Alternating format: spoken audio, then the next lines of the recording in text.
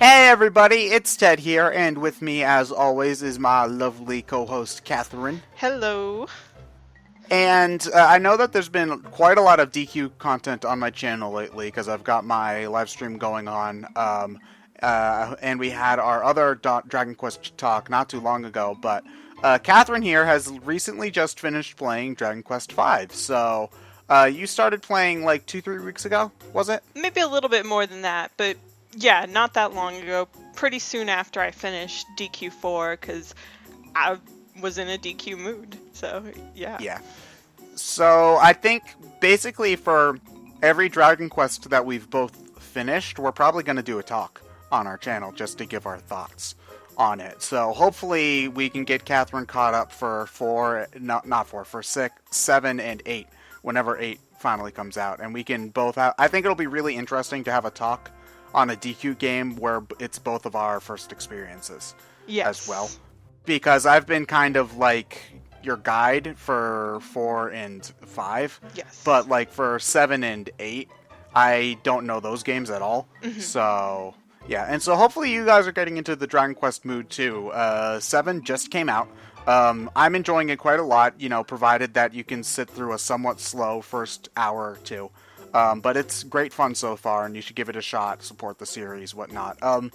If you like Minecraft-styled games, Builders comes out within a couple of weeks I'm as well. super excited for Builders. That game looks adorable, and the art style just does it for me in a way that Minecraft didn't quite. But I love explorative games, so I'm hoping to get that PS4 Slim soon, and then that will be my Dragon Quest machine with between that and Heroes and 11 coming out eventually. So Yeah. But those are future games that none of us have played. Yeah, so let's go back like 7 years and talk about Dragon Quest V.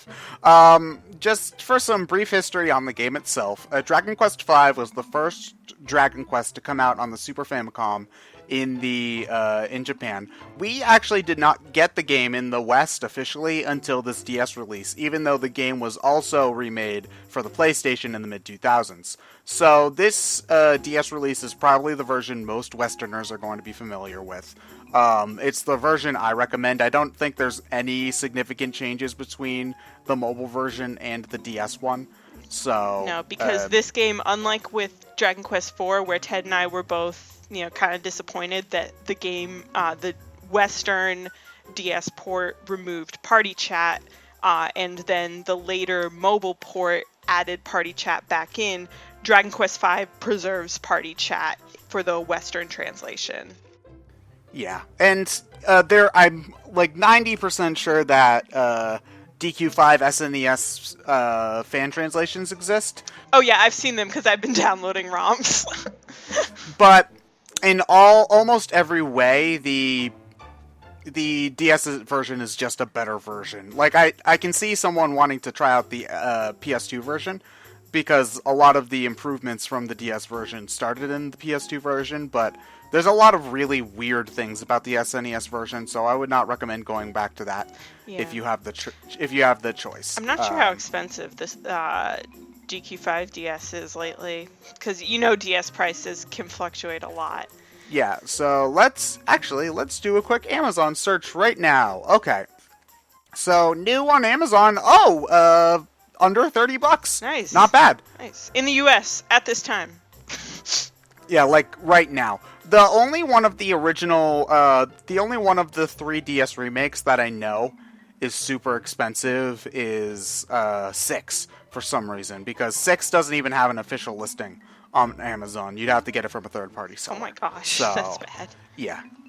So I believe 4 is under 25 right now, new. So yeah, if you want to try 4 and 5, which I think are both excellent starting points for Dragon Quest, you can get those cheap on Amazon right now. 6 is a little bit more difficult, but 7 should, physical copies of 7 should still be lying around somewhere, and if you can't find one, you can always download it digitally. But, anyway, yeah, let's talk about 5. Generally speaking, I should just say right away, we're gonna try to keep the beginning of this discussion spoiler-free, but we will be diving into spoiler territory much, much earlier than our Dragon Quest IV discussion, because this game is, unusually for a Dragon Quest game, its story is hugely important. Yes. So, yeah. Most Dragon Quest games are light on plot. Dragon Quest V is not. So, just a fair warning to anybody who's interested right now. So yeah, what do you think would be best to start off with, I guess? I think maybe the gameplay, because a spoiler-free version of the plot is pretty difficult, except to say that you basically follow the mostly silent protagonist from his birth through fatherhood. And the game essentially spans like 3 generations. And, it's pretty standard Dragon Quest lore, like fare as far as the 10,000-foot view of the story. There's some evil threatening to take over the world. Go stop it. Except that the big gameplay difference between this and 4 is the monster recruiting system. So in this game, your hero has a uncanny ability to communicate with monsters.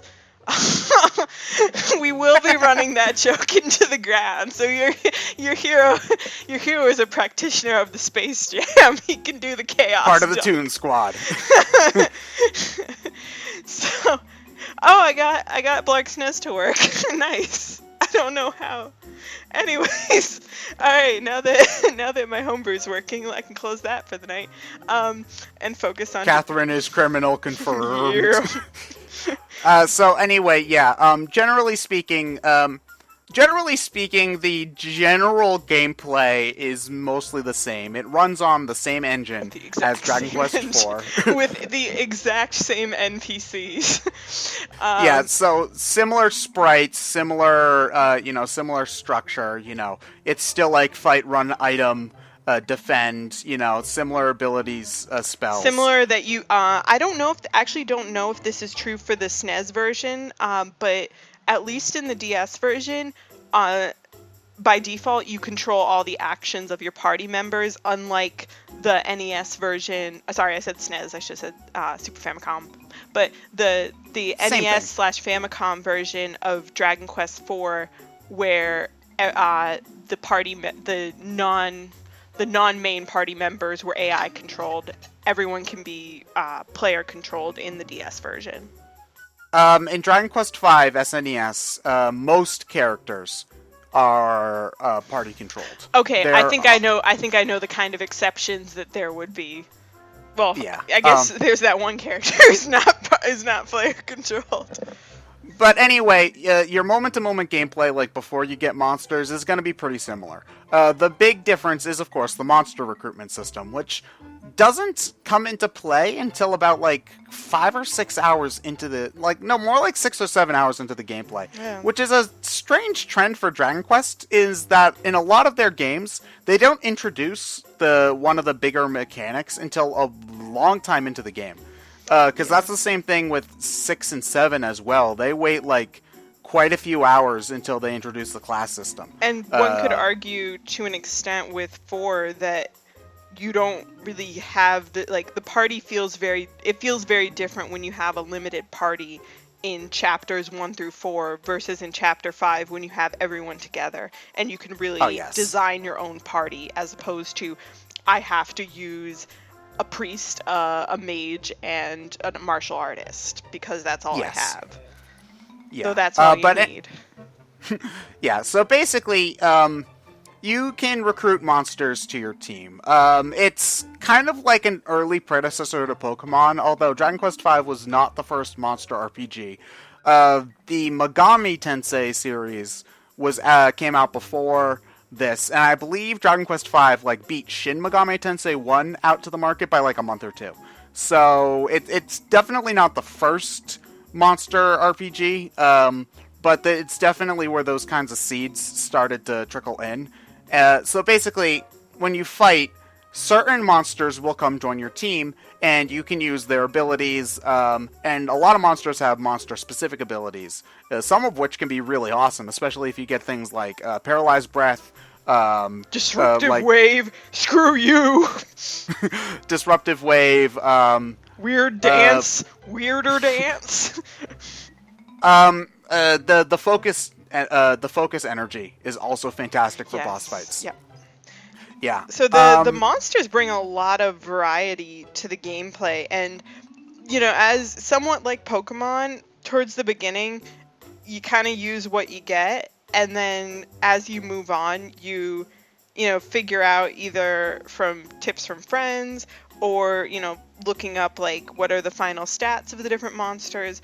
You figure out what are really the best ones to take forward. Like, for example, one of the early game really good enemies is a rotten apple, which sounds really silly, but the rotten apple is really good early on, but he caps at level 20, and he levels up pretty fast. So by, like, I would say the 50-60% point of the game, he's basically not going to get any better than he is. And at that point, I basically put him in the equivalent of the PC box in Pokemon. I put him in the Monster Garden, and switched to someone else who was going to have more long-term potential. So there is a really cool aspect of that where you can kind of like, you use what you have, but you also need to plan if you really want to have the monsters be helpful. And the monsters, because there's only 2 to 4 human characters in the game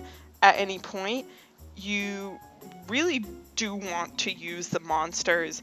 And the monsters also fill certain class archetypes that the limited number of human characters can't. But they're also, it's kind of weird in the way that they're not mandatory either. No. Is the thing. You can ignore like the only part of the game where you really need monsters is, I'd say, the middle part of the game between the 1/3 and 1/2 point. You probably know exactly what I'm talking about. Yeah, middle of Gen 2. Yeah, middle of Gen 2, because at that point there's very few human characters, so if you were to do the game without permanent party members, you'd have like 2 characters in your party at any given point. And that part of the game's hard. Yeah, and between the part where the main character's title is Drifter and Monster Master, like you're the only one in your party, like for reasons. The game encourages you to get monster friends. And I think the biggest issue, Ted and I both, like, the biggest problem with the monster recruiting is honestly just that the odds for a lot of the monsters are really, really low. So the way it works is the last for a monster to consider joining your party, it has to be the last recruitable monster killed. So yeah, because okay not every monster can be recruited. Yes. So and the bestiary lets you know. But you have to buy. You can miss the bestiary, and you have to buy it as well. So make sure to go back to. It's not that expensive, but it's easy to miss if you don't ever go back to old towns. So keep that in mind.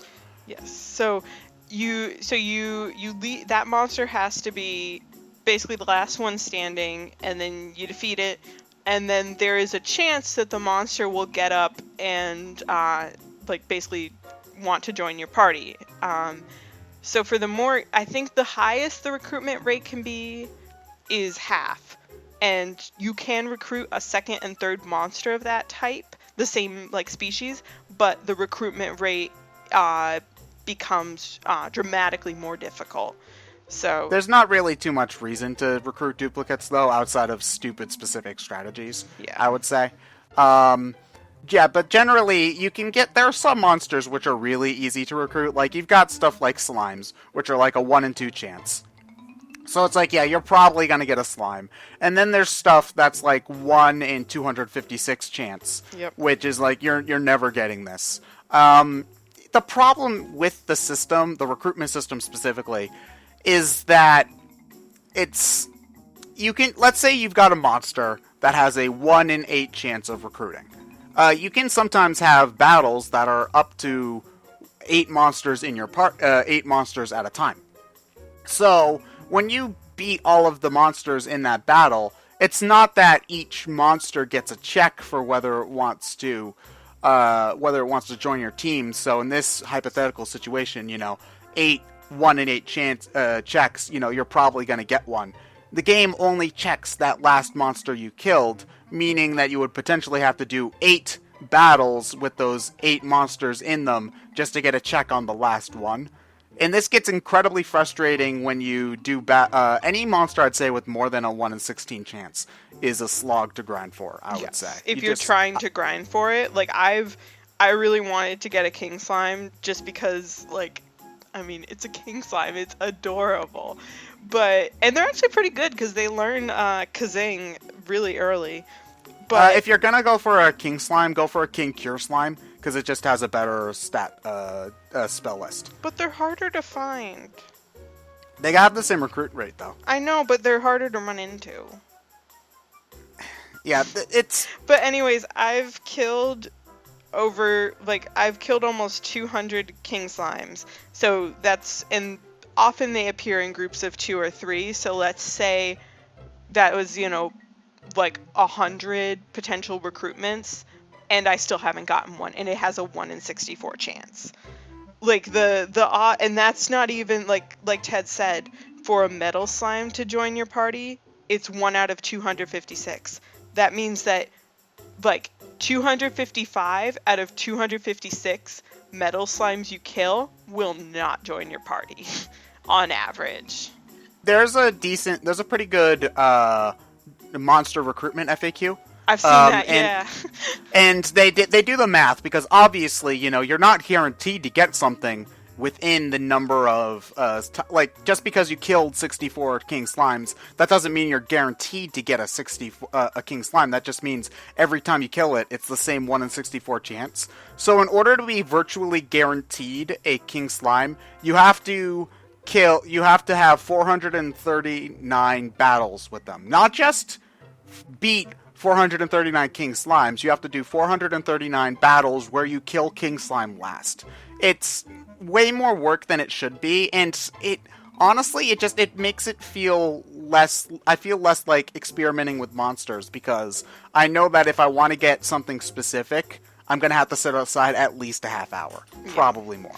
And that I think is the problem with it. On the other hand, I think like they probably went conservative. It was their first time trying to do something like this, so I can kind of understand that they went conservative with how many monsters should join your party. I haven't played any of the DQ Monsters spin-off series. I mean, this game has honestly gotten me interested in it, even though from what Ted knows about this series, you've said that they don't really improve it that much as far as recruitment. As far as I can see from someone who does not play the Monster series, most of my research has left me rather unimpressed, but obviously you should make your own judgments. It's... I don't want to shit too hard on the monster system because, normally the ones that you're going to want to get are pretty easy. Like, really the only 2 monsters you need to, I would say you would really want to find for any given playthrough are Slime Knight and Golem, and both of those are less than 1 in 8 chances. Yes. So you're gonna get those. You're gonna get those easy. And I would argue also like some kind of healer can be super helpful. And one of the a really convenient, well, somewhat of a healer has like that I can think of has a 1 in 4 recruit rate, which is the Orc King. Oh yeah, I almost always get an Orc King. I already managed somehow by chance. I got a Cure Slime. That's one of the rare ones. Yes. That's like a 1 in 64. No, it's 1 in 32, I think. I'm not sure. Okay. My bad. But Cure Slime is fantastic. So, or King is hanging out in Monster Garden. Yeah, but unfortunately, like, I'm not trying to talk too bad about the gameplay too much because again, Dragon Quest is Dragon Quest, so it's still fun. It's just I feel like the monster system makes the battles feel like they're less focused than in 4, where everything felt so tight because you had that linear, this is your party, and they designed it around it. Whereas, would you agree that 5 is generally a much easier game than 4, on the whole?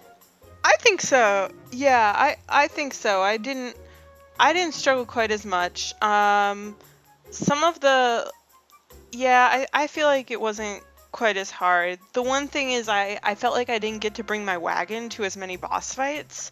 Like you got it for the final boss, and you didn't have to remember to use the bugle. Never forget. That was so bad. I got all the way to the final stage of Sorrow 2, and then I lost. But I felt like the biggest one I can think of is that for Bjorn, you didn't get to use the wagon. I was pretty surprised, given, like, I mean, I guess that's part of the challenge, but I don't know. It felt like, I guess I was extra surprised they didn't have the wagon, given the monster system. Like, the monster system to me, encouraged having the, like, more, exploring more characters. That was what I kind of liked about it. Was that I got to explore different characters, but then if you're not letting me bring the wagon to a lot of the major boss fights, like the one in the tower where you get the dragon staff is like the spoils of that tower along with plot Well, then items. again, you have to like climb up a tower. How the hell are you going to get a wagon up that thing? We find a way, man. Yeah, but anyway, that's generally, honestly, the monster system is usually what makes me kind of waffle between whether I like 4 or 5 better. Because aside from the monster system, Dragon Quest V is spectacular. And I like the monster system. So yeah, I will say that it is an amazing game. Yeah, so it's fantastic. I love Dragon Quest V. So before we get too much into the nitty gritty, let's talk about the music the visuals and music real quick. Yeah, just to get that out of the way. Visuals are mostly unchanged from the Dragon Quest IV, because again, same graphics engine. But I mean, yeah, some of the I loved a lot of the attention to detail with like the characters. It's really cute seeing like the little characters, like when the main character is a little kid. He's so cute. One thing that I think that 5 does better than 4, and obviously this is just because the game was originally developed for the Super Nintendo, where they could flaunt this kind of stuff more often. Mm-hmm. Environments.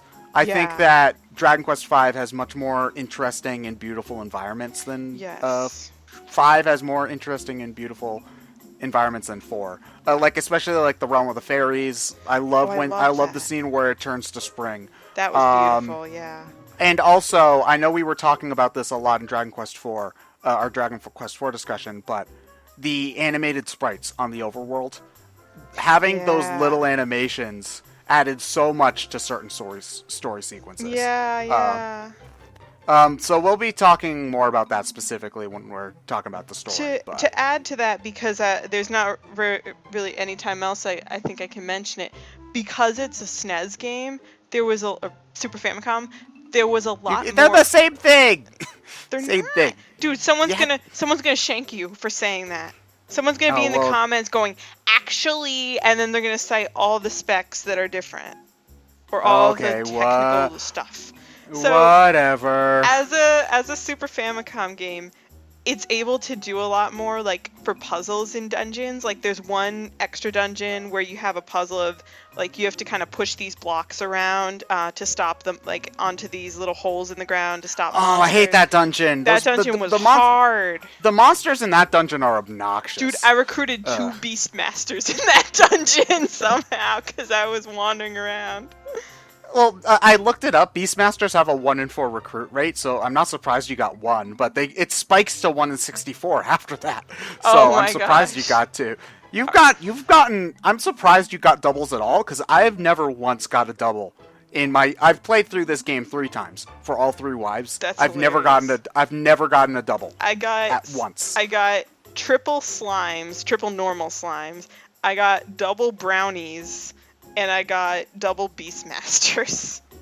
Hold on, wait. So double normal slimes. Hold on a moment. I've got the FAQ I've got the FAQ up right now. So okay, slime. So Okay, this is weird. The slime goes from Yeah. 1 and 2 to 1 and 32, and then goes down to 1 and 16. I know, it's weird. I remember seeing that and being like... But let me just do a little bit of... Let me do 2 times 16 times 32. It's a 1 in 1,024 chance to get 3 slimes. No, Ted, that's not how it works, because you have to remember I'm running into a lot of slimes.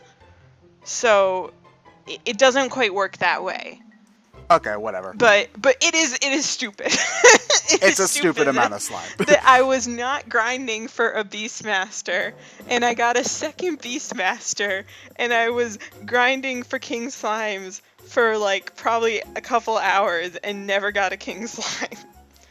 Yeah, So it's silly. But anyways, so I like that they tried to do more puzzles. I will say that the block pushing was not very good. The block got like stuck towards the wall a lot of the time. That's a result of the DS engine. The port, okay. Yeah, because if I remember correctly, Dragon Quest V I think still had that kind of tile system that, like, you know, where you press up, you move up 1 square. A lot of old RPGs had that. Really? So the block. But oh, you mean the original?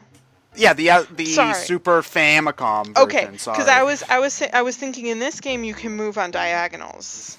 Yeah, I'm pretty sure the Super Famicom version kind of worked on a tile system, so that would have been less obtuse there because, like, you push the block moves 1 space. Gotcha. I think it's a result. It's probably a result of the port. Okay. But even still, a lot of RPGs tend to resort to block puzzles. I'm looking at you, Tales of Symphonia. Well, when they don't but know it wasn't just the block puzzles. Like, there was that one tower. Oh, that tower cries all the time. Where you use the blocks to you use the rocks to keep from getting hurt by the fire. Oh yeah, that's a little bit annoying because the game doesn't always like know when you're standing right in front of the block or not, and you'll get hit by the fire anyway. It's annoying. And like in the final dungeon with like the sliding pieces of the floor puzzle. Oh, that puzzle my first time through took me like a half hour. Dude, I did it in 10 minutes. Less. I immediately saw what you had to do. It was not hard. I was probably not running on sleep to give myself some of an excuse. All right, that's fair. Are there random encounters in that room? Are there what? Random encounters? In that room? I can't remember. I don't think so.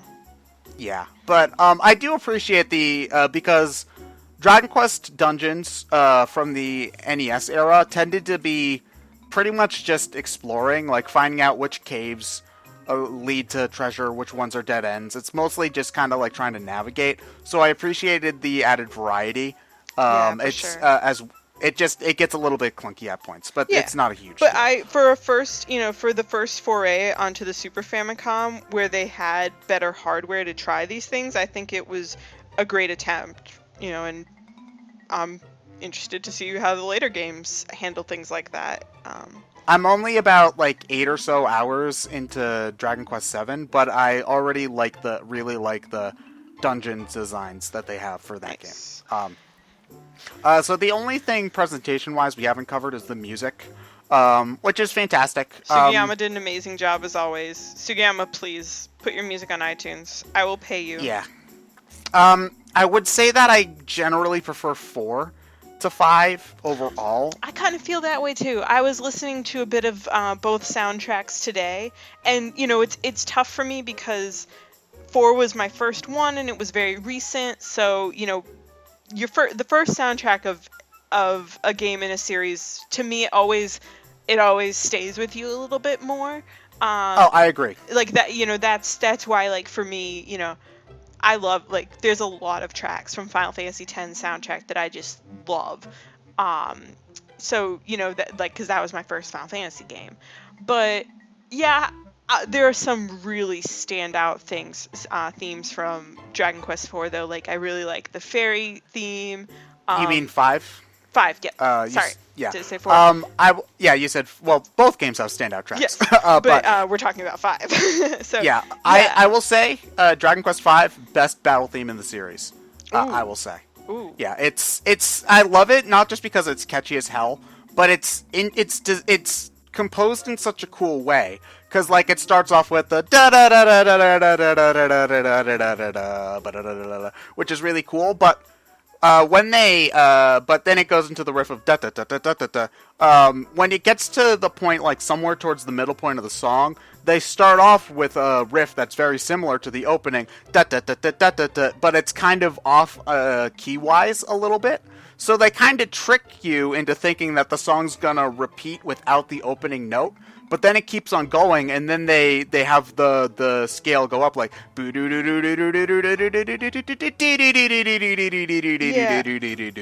It almost seems so. I know a little bit of music theory, but not enough to actually.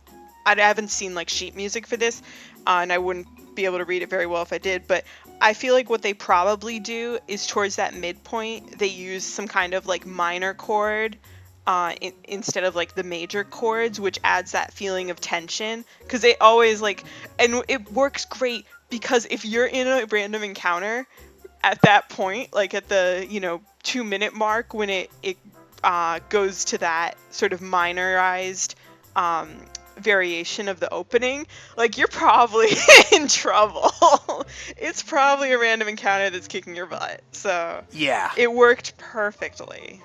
And I love that the game basically tricks you. You think, oh, the music's gonna loop, and then it's like, nope, more music. And it's also a much longer battle theme than anything you'd seen in any of the NES Dragon Quests. Because Dragon Quest 3's battle theme is like 40 seconds maybe. It's a little bit short, and Dragon Quest 1's battle theme's like 20, so, but then again, the battles, that's their one-on-one battles, so they're usually done in that time, but, yeah, but Dragon Quest V, spectacular music. Any other standout tracks for you, Qatherine? The sad ones, I think it's called, Noble Requiem. One of the arrangements is called Make Me Feel Sad. Are you kidding me? That's awful. No, hold on. I'm going to search Dragon Quest Make Me Feel Sad. And you just get a gif of that one scene. Yeah, it's, that's one of the orchestral themes is called Make Me Feel Sad. Okay, yeah. So, but yeah, the letter when you're reading the letter, that theme that plays, and then Noble Requiem, I don't know. Yeah, I hadn't heard that was. And then the Bridal Waltz is really pretty. The Bridal Waltz, I think, is probably one of the most iconic themes. Yeah. From then again, it's also from the game's probably most iconic scene, which is the wedding scene. So, So go ahead. No, that's it's just great music all around. It's just most of it isn't as memorable to me. Although Dragon Quest IV did also have the benefit of having a much more varied soundtrack because you were never sticking with the same theme for too long because like the overworld theme kept changing and so on and so forth. But still, great stuff all around. Just not my favorite soundtrack on the whole. So yeah, I think we're gonna, as opposed to like the hour and a half point last time, we're at like the 30-minute point. We're gonna have to bring up the spoiler warning now. Yeah, if you a spoiler draws near. Command. So this is where I will say that flee. If you are intending to play the game and have not played it yet, you should flee. And don't worry, because spoiler is a pretty low-level enemy. You'll have a really high chance of fleeing. This isn't like Dragon Quest IV though, where I kind of said, I would prefer if you didn't hear the spoilers, but it's not a big deal. I will say, if you're at all interested in playing this game, you need to play it without hearing what we think of the story first. Yeah, because it will impact your opinion. Absolutely. Losing the surprises, it will negatively impact how you feel about the game. Yes, and I will just say now, as a abridged version of final thoughts, like, this is one of the most emotionally, like, satisfying and touching RPGs I have played. Like, I'm the kind of person, like, I cried at Aeris's death. I cried at a couple points in Final Fantasy X. But this game pulled on my heartstrings in, both in happy ways and in sad ways. It's just amazing for a game that was on the SNES. for these little tiny pixel characters, and you feel for them. And so if you're, I like any Dragon Quest game, really, it's got solid gameplay. But if you're the kind of person, which I consider myself somewhat to be like this, that seeks out RPGs not just as a game, but as a story playing experience and like a role playing game, this game does such a good job, and I strongly encourage you to try it. We need to talk about Dragon Quest V as a role playing game, because there's a lot of things about Dragon Quest V from a you controlling the story standpoint that I think are really cool. But yeah, Dragon Quest V, spectacular story. One of the best in RPGs I think I've ever played, personally. Like, there are very few moments in RPGs that I think got me welled up to almost to tears. See, Ted's not allowed to say he cried because he's a guy. No, I've cried in a couple. I've cried in a couple of video games before. I've cried in Paper Mario: The Thousand Year Door when you read Bobbery's wife's letter. But although I also admit that that's mostly due to that scene mirroring circumstances happening in my own personal life at that point. But yeah, this game has probably hit my soul harder than most other games I've ever played. Like, I know that a lot of people talk about Mother 3's story and how emotionally touching it is. And I know that I get shit for, not liking Earthbound and stuff, but if you like Mother 3, you need to play Dragon Quest V. Yeah, because I've spoiled myself as to what happens in Mother 3. Thanks for your review, John. But I can say from what I know of Mother 3's story, if you like Mother 3's story, you're going to love Dragon Quest V's story. Not to mention that Dragon Quest is just Earthbound's gameplay, but better. Oh, did I say that? No, I didn't say shots fired! Yeah, but anyway, I think anybody who's afraid of spoilers has already clicked off, so... Yeah, so... First off, I'm gonna just say, I love that they have a set theme for this game, and I think it's very interesting that they chose family and the life of one man as their central story themes for this game. And the family thing is really interesting to me, because you and I have talked a bit, like, philosophically about this, but I will say, like, while I came from a very, I would say I came from a fortunately very stable upbringing, like, I'm an only child, I have a very caring mother and father. I don't personally hold too much stock in family. Like, it's just how I view life, that's just not how I view things, that like, oh, family above all. Like, that's not really how I see it. I'm more of a utilitarian person, I guess, or, I'm sure there are colder words you could use to describe it. So, what I'm trying to say is that I'm not the kind of person where a game could just be like, it's your family, and I would be like, oh, my feels. I'd be like, what have they done for me? And this game succeeded. This game succeeded in making me, as the main character, care about my family. And that, like, is an accomplishment. There are so many games where the game just starts off, like Link to the Past. Oh, they killed your uncle. Okay, I've never met that uncle before. Like, he's been on the screen all of 5 minutes. Who gives a shit? So many games kind of lazily just start off with, oh, they killed your mom, they killed your wife, you gotta go get revenge. All of that stuff. And, they expect you to, just fill in like, oh, if my actual mom got kidnapped, I would want to save her. And they kind of just cop out in that sort of way. Maybe cop out isn't the best word. They rely on that the player has an emotional reaction to the scenario regardless of how the scenario was built up. Yeah. And they don't bother to build the scenario up. Whereas Dragon Quest V gets you to like not only the family members as family members, but the family members as people. Even from the very beginning of the game, since the game starts with your birth. Yes. As well. And the first thing you do is you see your parents trying to name you. And, Like you see something happen to, like, your dad wants to name you Madison, and your mom's like, I might want to name him this, like whatever you put your name in as that, and your dad decides, you know what, I love you, honey. I'm not sure about this name, but That's I'll go a crappy name. You want to name the kid Dick Butt? Okay. And I think one of the strongest relationships the game sets up is the main character and their father. Yeah, so the game, it's pretty clear in the opening scene, like, oh, your dad is a king, and then, like, it's very clear something happened to his waifu because she coughs. And I was like, oh no, she coughed in a JRPG. She must have died. Because we all know how frail the Japanese are in anime, where they cough and they're in bed for a week.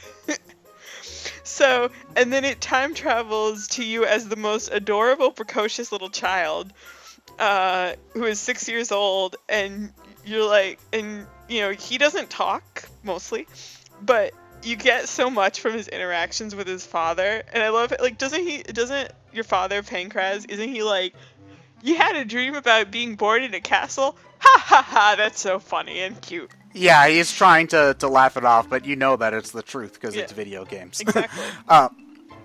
Yeah, the way that I love the way that you interact with the world, comparing it to the way you are as a kid. Yes. And the way you are as an adult, because when you're a kid, you don't know how to read.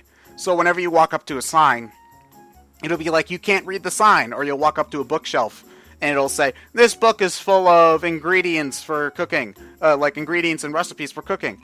But you don't know how to read it, or things like that. And then you can go back to it, so in a lot of cases you can go back to it as an adult, and then you can read it. Yeah, and there's some interesting things written on stuff that you wouldn't be able to read before, and stuff like that. Not to mention that it's just the way that the characters treat you versus the way that they treat others is very... Another thing, like, for example, like, there'll be, like, Pancras and another person will be talking, and then you and Bianca will be like, Granatop is boring, you want to go play? And then you go and play instead. The first thing that's totally sold me on the relationship between Pancras and his son was... So you start on a ship, and then the ship lands, and Pancras is talking to someone, and he's like, yeah, why don't you go play? And you can look around, but, Pancras is still talking, and the only place the game can really let you go is the overworld. So you go on the overworld, and you take, like, 3 steps, and you're in a random encounter, and it soon becomes clear that you are a 6-year-old child, and you have no chance. And then suddenly... Even against slimes. Yeah, even against the slime. And suddenly Daddy comes to the rescue, and he beats up the monsters, like, super easily. He's like endgame level too. No, not endgame. He was exactly the same level that I was when my kids were born. Level 27. Yeah. Which I'm sure they designed the game that way on purpose. Yeah, I think he's supposed to be around endgame levels for some of the earlier games in the series, where you didn't generally level as high. Is more what I meant. Okay, so, sorry. That's cool. No, that I hadn't, because I've only played like one other game, I didn't know that. So that's an interesting point. And so Pancras is like, oh, you're so like, oh no, you got to be careful. And then he leads you on the overworld. You can't move. You're just following Pancras. You're a member of his party, basically. And then after every random battle, if you took any damage, he goes, are you okay, son? And then he heals you. And I was just like, I love my daddy. He is a boss, too. Let's just bring it out there. He can attack twice in one turn. He does damn good damage, has decent healing. Like, I want him in my party. Yeah, I know. For the entire game. I know, right? He's amazing. Can someone hack that? Can someone make probably, Pancras yeah. Dragon Quest probably 5 pretty easy. Pancras edition. Pancras just joins your party somehow. No, chapter 6, like chapter 6 of Dragon Quest 4, Pancras somehow comes back to life and joins your party. But so the beginning of the game is so great because you're like, a little kid and you can tell something's going on with your daddy, like, but he doesn't talk to you because you're a 6-year-old kid. Like, he talks to you, but he's not going to tell you about, like, his problems or why you guys are traveling or, all, like, everything he's trying to do. And you go on these really fun little kid adventures because you explore a little cave, and then you and your friend Bianca, you go beat up some ghosts at Up to 10 Tower, which was actually pretty hard. And that's one of the hardest parts of the game, I think. Yeah. Yeah, I love one thing that I love about this game is that the story is simultaneously about you. It's about your life, and you are the protagonist, but you aren't the hero. No. Which is really interesting. You are never. You get several titles. So the game, and this is true in Dragon Quest IV as well, and I assume in Dragon Quest VI, every character has a title. Like, for example, Elena's is Sarevna, and the hero or heroine in DQ4 is hero or heroine. In this game, you have several titles throughout the game, but you are never the hero. You start off as Pankraz's son, and your title changes at several points in the game, but you're not the hero. And that was weird. Like, that was so weird when the game basically tells you, because there's a very specific point later in the game where you are told you are not the hero. So it's simultaneous, but you're this is your character. It's so weird. It's literally the story of his life, because it starts at his birth, too. Yeah. And I love that the game starts off with you being a party member for your dad's adventure, too. Yes. Because I don't think that's something that's ever been done I'm sure it's been done in another RPG, but this is, like, one of the only noteworthy examples I can think of a game where, like, you start off the game and you're forced to walk behind your dad as part of part of his party. You have to listen to what he says. You are just his kid, and he's dragging you around while he's on his own quest. I think that's really cool, and you do have that drifty section in the middle where it is mostly your show, but as soon as you get to Gen 3 and you have your kids, like, it's clear that he's the hero, not you. You're the hero's. Your final title is the hero's father, not the hero. Yep. So I think that's really cool. I think that the story can be simultaneously about you and not about you at the same time. And it's kind of an interesting sort of bookending where your father was, taking you along on his adventures and somewhat training you as a result. And then at the end of the game, you're guiding your son to become the hero. Because, it's pretty clear that your son wouldn't have been able to defeat the evil all on his own.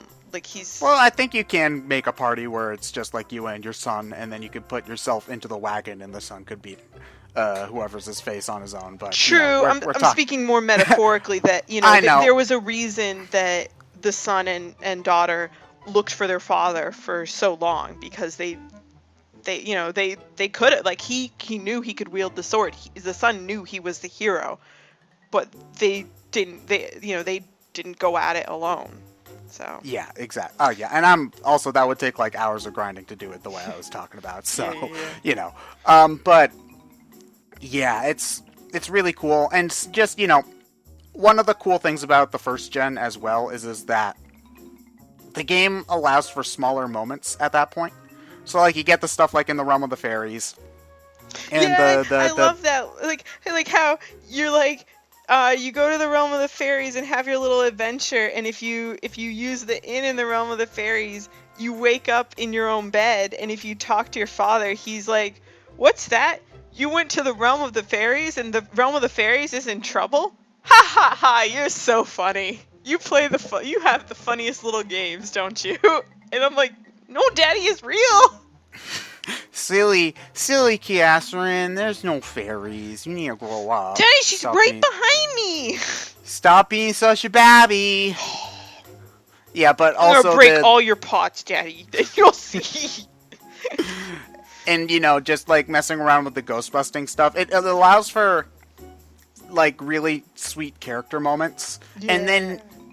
And so, like, you finally, like, you have all of your little fun adventures, and then you get to the point where you go to Kuberg. And like one of the smallest yet sweetest moments in the game is where like you pass by the river and your dad's like, "You want to see it, son?" And he gives you a piggyback ride to see the river, and it's so cute. It's really sweet. And it's also followed up by, I think, one of the funniest clever in jokes that I think is somewhat a little bit. It's from what I can tell, it was a little bit more effective in the SNES presentation. But if you're watching that, Pankraz accidentally steps on the stairs to go back down under to the underground passage under the river, and then has to walk back out, I think, as well. Yes, I remember that. What was that supposed to mean? Like that he didn't really want to go? No, it was just supposed to be a joke about how you accidentally press the wrong button, and then you go down the stairs a lot in these kind of games. Oh, it was okay. Apparently, it's a little bit easier to tell that that's the case in the SNES version. But you know, I thought it's funny in concept, but it just, considering the version of the game, it's a little bit weird the way that they pulled it off. I thought it was more of a like psychological, you know, like he really just wants to go home with his kid. He doesn't want to go to Coburg. Well, you can interpret it that way if you want. But no, that's I can imagine how that would look different on the SNES and have that function. But yeah, so you go to Coburg and you meet the brattiest child alive, Harry. Harry. I hated him at first, and then I didn't hate him. Harry's a great character. We'll talk more. I think we should talk more about Harry specifically when we get to Gen 2, because I think the big thing about Gen 1 that we need to talk to before getting to Gen 2 is Harry gets kidnapped. Oh no. And then you gotta go save him. And your dad just leaves you. Like he just he's like, "Oh shit, we gotta go now," and he like runs immediately out. And so you find him, and then like there's a lot of really sweet moments in that dungeon where he's like, "I'll let you lead the way, son. You've really come a long way. Like I'm proud of you." So then he is a member in your party, although you still can't control him. Daddy does what he wants, but he still does heal you. I think I'm pretty sure he still heals you after every battle. Yeah, but it's, you know, just as I think this might be more of a guy kind of thing. I don't know. Maybe I'm being sexist for assuming that, whatever. But the kind of "I'm proud of you, son," kind of "you've come a long way" is a thing that I think a lot of boys particularly really want to hear from their dads. Yeah, and it's weird. No, and I agree, and it has that aspect of like you filling your father's shoes, you know, because now you're at the head of the party. So that, yeah, it definitely works. But yeah, so you find Harry, and your dad's like, "Get him out of here! I need to fight off these bad guys." And then you're kidnapped by Bishop Lodja and who is his apparently so apparently Lodja, because you and Harry are and your little kitty Saber. We forgot to talk about Kitty Saber. Kitty Saber's amazing. Yeah, Kitty Saber, like, you've got the, like, Saber's like your first instance of the monster stuff, but Saber is a Saber Cub and a Saber Cat later in the game. He's a mandatory recruit. And, like, he's just adorable. Like, you save him from all these mean little kids that are picking on him by doing the ghost busting adventure. And he's kind of like a connection between you and Bianca as well, because you and Bianca work together to rescue Saber, and then when you go back home and leave Bianca in, where she lives in the neighboring village, she takes a ribbon and ties it on Saber as to remember her by. So he's almost like your child before you have a child, you know? Yeah, you really do get a sweet connection to him as your pet. And he doesn't say a word. He just purrs and growls, but he, it's so cute having a little kid walking around with the little kitty behind him. Yeah, you care so much about that Saber Cat. Yeah. When you're playing. So that's before you go to Coburg, and all through Coburg you have a kitty with you. And then when you're exiting with Harry and Saber, you get ambushed by Lodja. And apparently Lodja has, I read it, and Lodja apparently has like infinite health and infinite MP. So even you can't win that fight. You cannot win the fight. Lodja will kill you. or defeat you. When you're a kid, you don't die. That's one thing that's interesting. When you're a kid, you just get defeated. And you like wake up in your bed and they're like, I think it's because having kids actually die would be a little bit more. Oh yeah, and like if you get knocked out in the tower, Bianca drags you back to town.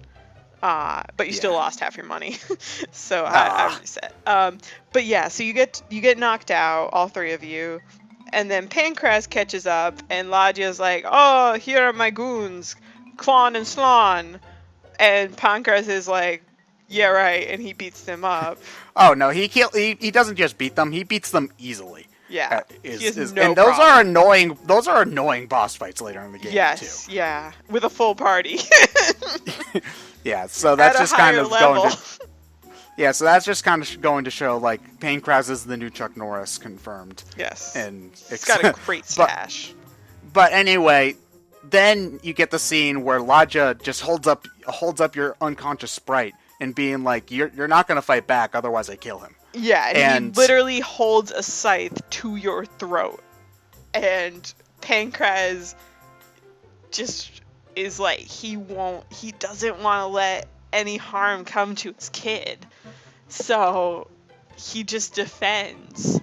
And even though, so I knew that this scene was going to come because Ted mentioned it a long time ago in a BSC. I still feel bad for doing that, for bringing it up, though. But it was worse because I didn't know why. Like, you mentioned that your father had to defend and died that way, but I didn't know why. I didn't realize it would be because his son's life was on the line. And at that point in the game, I knew in a really, like, emotional way that Pancras would never do anything that would knowingly harm his son, and that why he was so unable to act. And the worst part is, like, it kept saying, like, the text would sometimes say, like, Pancras defends, and it takes a long time for him to die. I think we should clarify what's happening. It's not just a cutscene of the monsters beating him up. The game switches to a battle view. Yeah. Pancras is the only person in the battle, and the words "Pancras stoically endures the assault" are the only things that will pop up on screen. And sometimes it says, like, Pancras, is, like, reserving his energy or something. Yeah. But he doesn't ever attack. And I was like, I just kept thinking, like, please just do something. Like, I knew he was going to die, but I was like, please just, like, take them out with you or something. But he doesn't. He's so afraid to do anything that would hurt, like, would result in his son getting hurt. It's honestly, I think it's one of the most effective emotional points in any video game, period. Yeah. Because it's, I was talking about this earlier. Dragon Quest V loves to play with the idea of control. So, there are a lot of cutscenes in this game, and basically, I'll define in Dragon Quest V, a cutscene is any point where your only control in the game is to move the dialogue forward, basically, like pressing A to advance the text. We'll consider anything like that a cutscene. The battle screen is, like, one of the only places where you never see cutscenes, pretty much. Like, you're always in full control during that point. Except during that battle, the Pancras battle, where you have to... It's because you have to keep on progressing the cutscene by keeping on pressing A through all the dialogue, but you have no control over Pancras' actions during that point. You can't make him do anything. You can't make him do anything, no matter how much you might want to. Because at this point, you have already kind of picked up through context clues and whatnot that he still believes that your mom is alive and he's still looking for her. Yes. So he values your life over the life of the woman he's been spending the rest is basically his entire adult life searching for. It's honestly it's tragic and beautiful, I think. And then, personally. like, it's so sad because he's dying. He, after the battle is over, it's back to, like, a sprite cutscene, and he tells you, I've been looking for your mother, she's alive. And then Ladja, who is the biggest jerk in any... Douchebag. Yeah. Douchebag. Yeah. He just throws a fireball at your father and just obliterates him, which I realized later, like, oh yeah, that was probably done plot-wise to get around the just drag your father to the church thing. Yeah, because he did technically die in a battle screen, so, Yeah. we could probably could have brought him back. So Lodge just obliterated his body. Like, Yeah. and it was just It's gone. Oh! And to add insult to injury, they enslave you and Harry, and Saber is set loose to become a ravage monster, like a ravenous monster again. The game just continuously takes pleasure out of kicking you in the stomach. Like, when I said on Twitter that the protagonist is the Dragon Quest V protagonist is the most unlucky, like, hero I've ever seen, people were like, what about Cecil Harvey? I'm like, what happens to Cecil Harvey? Like, his friends go through crap, and but nothing happened to Cecil, really. It was just like Rosa got kidnapped 3 times, Rydia, like, every one of his party members went through crap, but nothing actually happened to Cecil. But no, I can't think of another RPG hero that goes through anything close to the amount of shit. No, because your hero goes through 10 years of basically pyramid slave labor, of, like, pushing rocks around to build a giant temple overseen by monsters with whips. Not to mention, he fights back too, so he probably got whipped all the time. Oh yeah, you time skip. 10 years later, you're a 16-year-old man, you now have your adult sprite, and you are a slave, and you can walk around and talk to the other slaves, and the dialogue just gives you such an idea of what they have lived through. There's slaves that are just, like, don't talk back because it just says, like, he seems too tired. Busy working. Yeah, they're too busy working. There are people who don't want to get in trouble. They're like, don't talk to me. There's someone who's like, I'm not going to go for another escape attempt because the last one we tried, I'm still in so much pain from the beating we got. And the bratty little boy, Harry, has grown up into a much more mature young man who is, it becomes obvious, is your closest friend, who is kind of often it seems like is the voice of reason sometimes, to your rambunctious hero who still is trying to escape. Harry is the one who's like, maybe you should just keep your head down and just do as you're told, because you just keep getting hurt. Yeah, Harry's great in this section, but I think if I have to think of one line of slave dialogue that kills me the most is when you're at the top of the temple.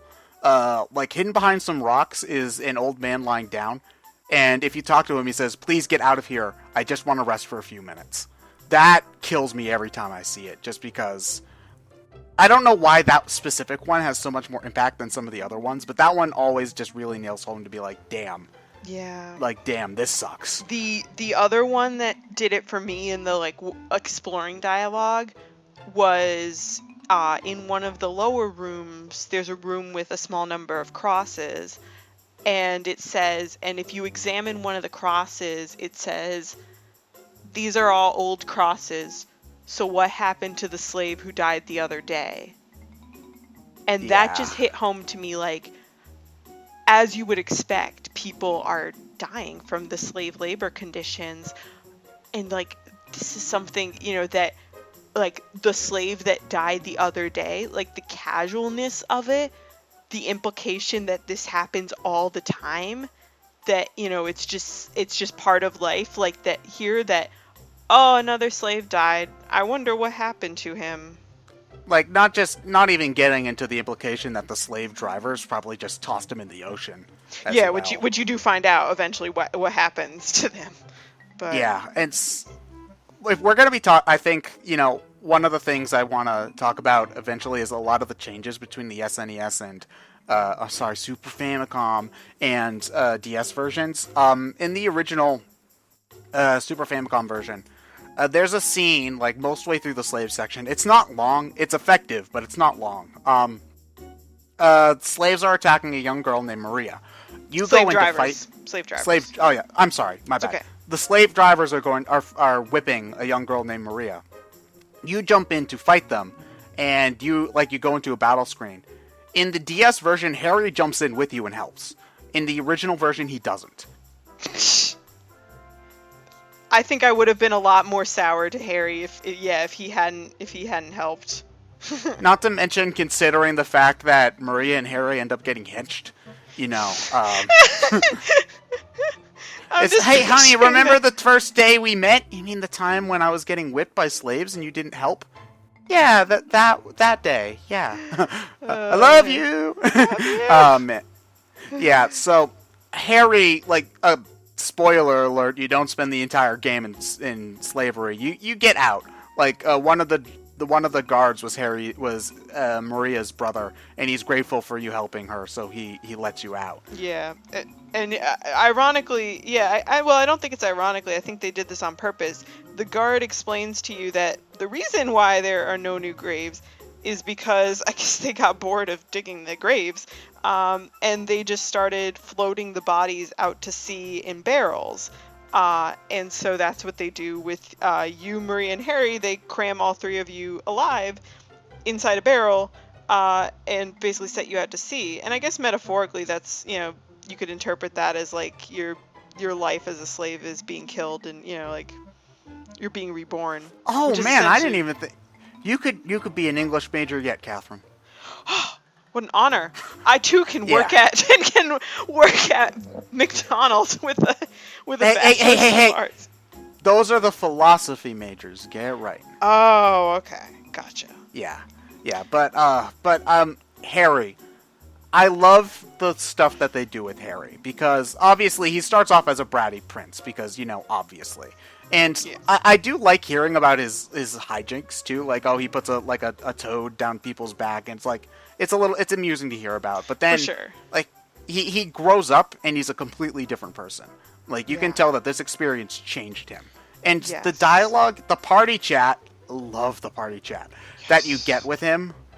It's just it goes to tell how he's thinking, because you go to a bar and he's like, oh, I guess we are old enough to drink now. Yeah. Lines like that. Yes. So good. It would not have felt the same if you did not have Harry, because thanks to party chat, and it would not have been the same if you didn't have party chat, because party chat with Harry, who has gone through the exact same hell as the main character for 10 years, it gives you a window into what the main character has experienced. It gives you a window into how the main character sees the world, because the main character does not talk. That is the genius of party chat and having Harry in your party at that time in the game. It's really incredible. I think they understood that because I can understand why they didn't do party chat for DQ4, because there's so many characters. But considering that you generally, for most of the game, only have one or two humans with you at any given time, there's less party chat. In but DQ5, it means, you mean? In DQ5, yeah. I'm sorry. It's okay. Just want to clarify. There's generally less party chat, but it means so much more. Yes. Because your relationship with these characters is it's the driving force of the plot. So, yeah, it's just so good. And I love the way that Harry kind of develops. You explore, and at first it's just kind of you're just enjoying being free. But then you slowly learn that shit's gone down in Kuberg and things aren't cool there anymore. Can we talk about how you go back to your hometown, and I had no idea this would happen. You get back to your hometown, it's just in ruins. And your house is completely destroyed. The town is basically just demolished. And then when you talk to people, and the few people who are still there, they say, oh yeah, a bunch of soldiers from Coburg came and destroyed the village. And Harry, I remember specifically the party chat is when you use party chat, it says Harry is biting his lip and looking down at the ground, at thinking. And just the fact that Harry is struggling with what is going on. And he blames himself. Yeah, easily. and he at the same time before that, if you talk to Harry, there's dialogue that indicates like he doesn't really want to go back to Coburg. It seems like, why would he? yeah, it's like I feel like he doesn't want to go back to that, that life. I think it's just like he's probably just tired, and he knows that going back to that would be absolutely exhausting. And you can still see glimmers of that, considering the fact that he lets Wilbur stay as king. Yes. As well. He doesn't really want to govern. I think he doesn't think of himself as like fit or worthy to govern. I think yes. It's an easy way to interpret that. But it's just, there are like certain lines of party chat, like where he asks, "Do you blame me for what happened?" and things like that. Yeah. He is a brilliantly done character, I think. He really is. And I was really sad that you had to leave him behind. Yeah, as well. That was so sad. And that, apparently, I didn't notice this, but that is when your title changes. So you're Pankraz's son in the first gen, and then you become Krokakopoulos' slave, and then you're escaped slave, and after Harry leaves you, your title's Drifter. Yeah. Because you have no one. Yeah, but then you find Saber again. Yeah, you which is find Saber. Can we talk about the Saber thing where you hear of reports of like a monster terrorizing this cute little village, except the monster isn't actually hurting anyone, it's just kind of ruining their fields. And then you go track down the Monstar, and it's your old buddy Saber, and you wave Bianca's ribbon in his face, and he's like, "Oh!" But what's funny is if you don't show the ribbon to Saber, he's really hesitant to fight you. Like, he'll attack you occasionally, but a lot of the time it just, instead of attacking you, it says like, the Saber cat looks like it's trying really hard to remember something. Yeah. And so, he's not completely feral, and he's guarding, is it Pankraz's sword or the Zenithian sword? It's Pankraz's sword. You get the Zenithian sword in Wheelbrook. Yep, in Pankraz's little Harry. hideaway. Yeah. Yeah, it's you find his sword, which is your weapon for like the next 30% of the game, because it's badass. Oh, it's for the freaking record. awesome. Yeah, it felt so good to get Saber back, I think, because it's that kind of boost you needed at that point, I think. Absolutely. Well. And that at that point, once you get Saber back, your title changes to Monster Master, which that's one of my favorite titles, I think, because it's like it's also Sorrow's title. Oh yeah, Master of Monster Kind. Fortunately, your lover is not tragically slain by humans for her ruby tears. No. That would have been bad. But who knows what would have happened. But what I think is awful is that, so you get Saber, and then you go back to the village where they had offered you a reward for stopping the Monstar, and then they see you walking around with Saber, and the guy who offered you the reward is super pissed. Like, you were in cahoots with the monster this whole time, weren't you? And he's just like, I don't want to talk to you. Here's the rest of your money. Get out. Never come back. And I'm just like, no. It's not like that, dude. Well, I mean, you can't blame him for thinking it, though. I know, but it was just like, I was just like, oh, I feel bad. Well, maybe you shouldn't rip off poor, helpless hay farmers then, Man. They do, if you go back in 3rd gen, though, they kind of feel bad that they were so mean to that guy, who, so that was kind of nice that they kind of saw, a few of the, one of the old ladies thinks that you did a good job and stuff like that, and the little kids generally still like you. Yeah. It's just a few of the grown-ups are kind of pissy. And then you get a terror crow. Yeah. But then we get to, obviously, the most famous part of the game afterwards, because after that is the wedding sequence, where in order to get, at first you hear like, oh, this guy is going to give the Zenithian shield to whoever marries his daughter, and you're like, do I have to marry her to get the shield? And then, you go through... So basically, this is the point where you meet Nera. And Nera, if you're not super familiar with the game, is one of the choosable wives. You can either choose to marry her or Bianca in the SNES and PS2 versions of the game. In the DS version, they added a third wife whose name is Deborah. We'll get to her later, I think, probably. But yeah, it's like, okay, the Nera's dad, Mr. Briscoletti, decided that he wanted to play The Bachelor or something. So he's like, the first man who gets both the Circle of Fire and the Circle of Water shall have the privilege of marrying my daughter, and whatever. And so you go through the volcano dungeon, which is hard as balls, for the record. Yeah.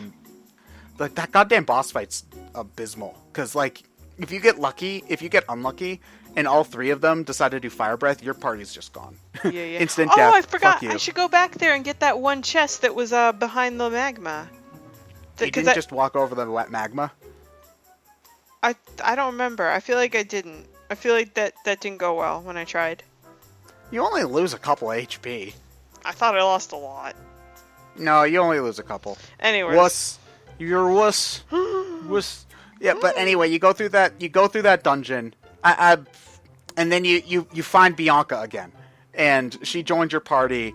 And, again, that's so bittersweet as well, because it's just like, you finally find her again, but you're on a quest to marry someone else at the moment. And her mom, you find out her mom's dead. Yeah, although she's not actually her mom, because Bianca was adopted. Yeah. Whatever. This sequence, Qatherine, you chose to marry Bianca in your playthrough. I did. Oh, sorry. Hold on. I totally should have told you to turn that off before. It's late night recording session. This is late night recording session. Where is it? Oh, it's on my things, which is why it's loud, because it's on my thing, my charger thing. Okay, you can cut that out, right? Your iHome? No, I'm not cutting that out. That's fair. Anyways, yeah. So I went into it I had heard that the game is very, very biased towards you marrying Bianca. Yes. And I was just like, well, we'll see who I'll just go with what I feel like. And by the time I got to that point, I was like, yeah, there's no way I'm marrying Nera. And while Deborah would be funny, it's just like, I really liked Bianca, and I would have felt like the relationship was totally believable, and that I would have felt so bad for Bianca, honestly, if I were like, nah. Yeah, her ending is, her life after is kind of sad. If you don't marry her, you mean? If you don't marry her. If you choose to marry one of the other two, she doesn't go through anything terrible. She just lives, a quiet, dull life in her town.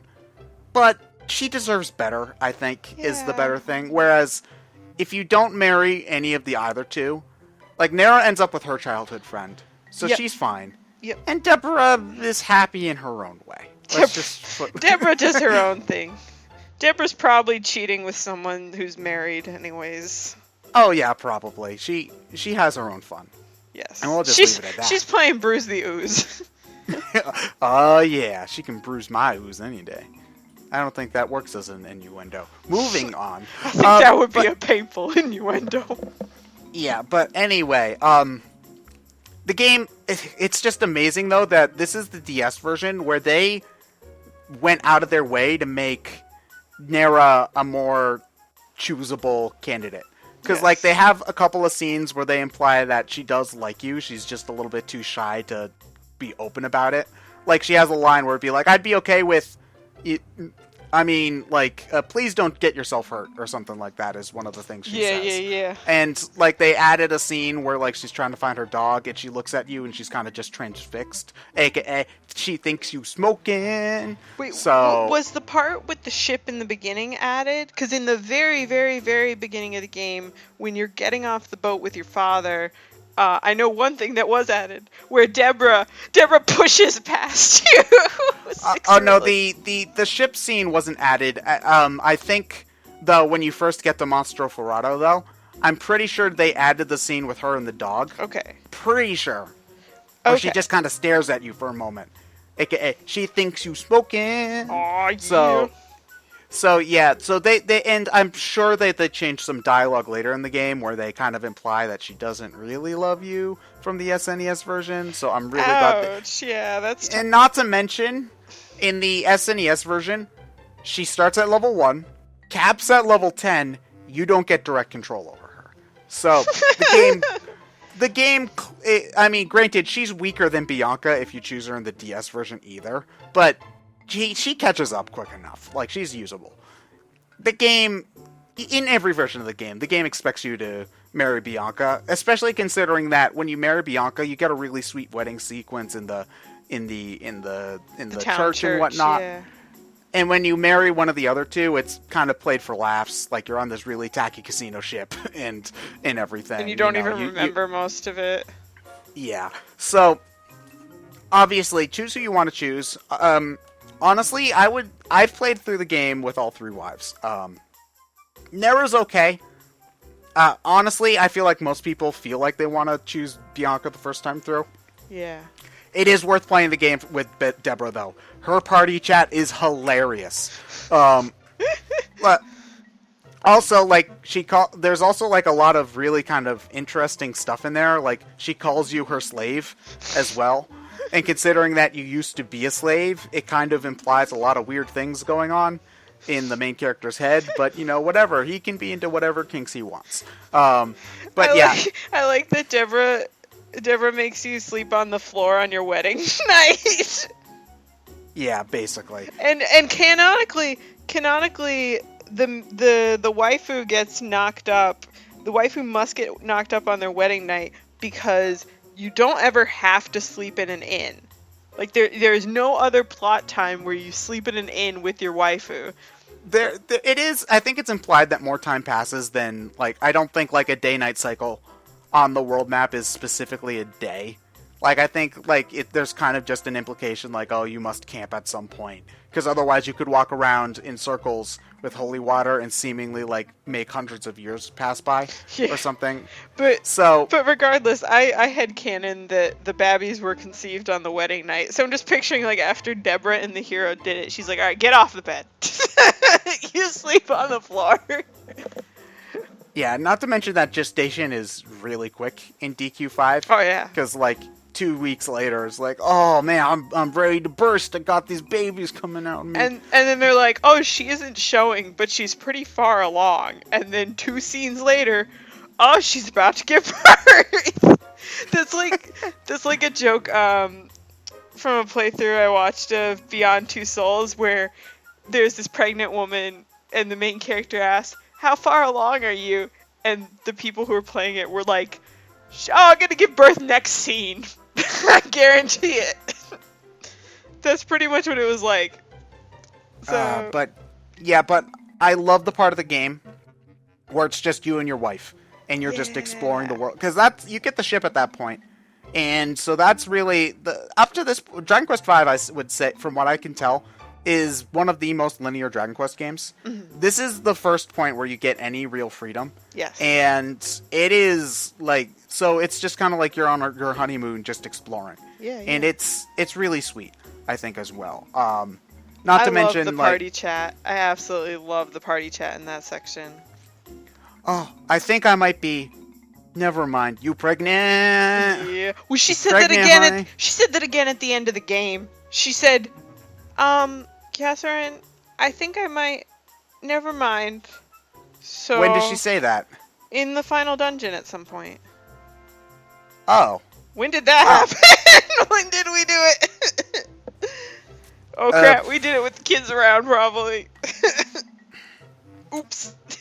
Don't ever let Qatherine near children. But anyway, like, not too much plot significant happens at that point. I would say. So do you want just the character building is great. Like, I love the party chat. There's a point where she's like, she's just like, oh, sorry, I just didn't feel like talking. But it's not like I'm mad. I just sometimes like to be quiet. and then she's like, sometimes she's like, what was it? she's like, I've never been so talkative until I was hanging out with you. Oh, and besides, you can get together and play Treasures and Trapdoors together. Oh boy, I hate that game. It's your favorite May game. I'm so And the bad. whole... Oh, man. The random number generator really liked to dick with Qatherine. Dude, Because, yeah. did you reset, every time you lost? No, but I did reset the multiple times when I lost an attribute point and I landed on that stupid square. I've never lost an attribute in Dragon Quest V. I have lost multiple, and I reset because points. In Dragon Quest, a point does matter because of the smaller scale of the numbers. You could undo it by actually using your stat seeds. I do not understand. Yes, you do understand, Qatherine. You understand greatly. Stop whimpering so babyishly. Wrong game! Yeah, but... since there's really no other place to talk about it, isn't the Slurperdrome amazing? Oh, the Slurperdrome. You hadn't even seen it until I showed you it. I know, but it's also amazing. It is amazing. It's absolutely amazing. They fall over. They're so silly. They fall asleep. And then they get up and they just charge ahead sometimes with a determined look on their face. Yeah, the casino's super funny, and I love Bianca's reactions to everything because she's such a country bumpkin, but she's really clever. You get the idea when you talk to her, she's from the country and she hasn't seen a lot, but she's a sharp girl. She's very sharp, and she says very witty things and very clever things, which I really like about her. I love the, I think it's the Cave to Gotha, where you find the guy, and he's like, oh, you got a lady with you, oh man, you better make sure to protect her, otherwise the monsters are gonna get her. And then, you walk a few steps, and then no matter what wife you get. I think, Bianca's like, oh man, that guy's so rude, and, Nera says something like, oh man, why did you have to say such mean things? Deborah just, goes off at him. So it's hilarious. Dude. Yeah, but then... You get to Gotha, you find out, you meet Sancho again. We didn't even talk about Sancho. Yeah. He's your father's right-hand man. Your father's right-hand man with a questionably racist accent. He's such a good accent. Yeah, people give Speedy Gonzalez shit, but, they haven't met Sancho. Yeah, he's pretty racist. Yeah, but... you do get that he cares, though, and he's a sweet guy and whatnot. He's just, I think out of all the characters, he's one of the ones that I cared about the least, though, I think. Yeah. He was just kind of your tie to Pancraz and Pancraz's old life. Yeah, I think if there was a Pancraz game, though, they probably would do a lot to give Sancho some character, though. He apparently does, he has a lot of ties to the kids, though. So I think a lot of, because Sancho basically raises the kids. Yeah. And so I think, there's a lot of funny dialogue where the kids are like, man, that must be even old. I get that thing's so old, but not as old as Sancho, though, and stuff like that. I like when they're like, Sancho makes us brush our teeth before we go to bed. He said he used to do it all the time without being asked. Is that true, Dad? Yeah, so you get to Gotha and you find out, oh wow, Pancraz was actually the king of Gotha. Who would have guessed? And that means you're the king by right too. And shockingly enough, your uncle, who's been running the things for the entire time, is totally cool with you accepting the crown for once. Thank you. Yeah. Yeah. So but of course, has that ever happened? But yeah, but if there's not an evil uncle, there's an evil chancellor who tries to get in the way. So, can't escape every cliche, unfortunately. So, you go do a dungeon to get your rite of passage in the Rite of Pass, which is amazing. I love the puns in this game. And then you come back, then you get the coronation ceremony, which I just think is fantastic. Oh, yeah. Because you so rarely hear the Dragon Quest theme played during the middle of the game, I think. Yeah, It's only ever played, I think at, the very end of most of the games. And at the title screen. Yep. So, I love that scene. I know that it's kind of a simple thing, but it's just the coronation scene always kind of makes me feel so happy when I see it. It's really cool too because the main character wears like a red cloak instead of his traditional, the purple one he's wearing in like 90% of his sprites. Yeah. So that was cool too. But then he takes it off and you never wear it again. He didn't like it. Even though you get the what's it called? I don't remember the name of I know what you're talking cloak. about. In the bonus dungeon, the really good cloak you can get that is red, but does not change your sprite. Yeah. But oh no, then your wife who got kidnapped. Oh no. Oh man, and then you go through. You think, okay, I'm just gonna get to the top and get her back, and then I think there are two scenes in Dragon Quest V. Like the entire game is great. There are two scenes I think that are the most effective in the game. One is Pancraz's death, obviously. Yes. The other is the statue sequence. Because you get to the top of the mount of the tower, and you see, I think it's Khan. Khan the Knight, who has such a dick face. Like his face is so dickish. Slightly off topic. What did you think of the whole chess pieces motif for the bad guys? Holy cow! Qatherine. Grandmaster, like that, isn't that the highest title in like chess, like Grandmaster? Qatherine. And Lodges is the bishop. Oh, Qatherine, and the queen and the king, in the temple. Qatherine, you really only just picked up and on this. Grandmaster Nimzo mentions his pawns. Dude, I'm not kidding. I did not realize that was the motif.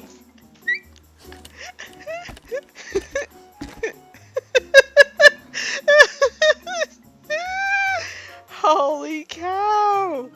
Slan the Rook and Khan the Knight and Bishop Ladia and the King and Queen. So anyway, we get to the top of the tower, and we run into you run into Khan the Knight. And this is the first time you've seen, you've heard about Grandmaster Nimzo, the Order of Zugzwang, and all this. So you know that evil shit's going down. And you know that they're all affiliated with the people who enslaved you.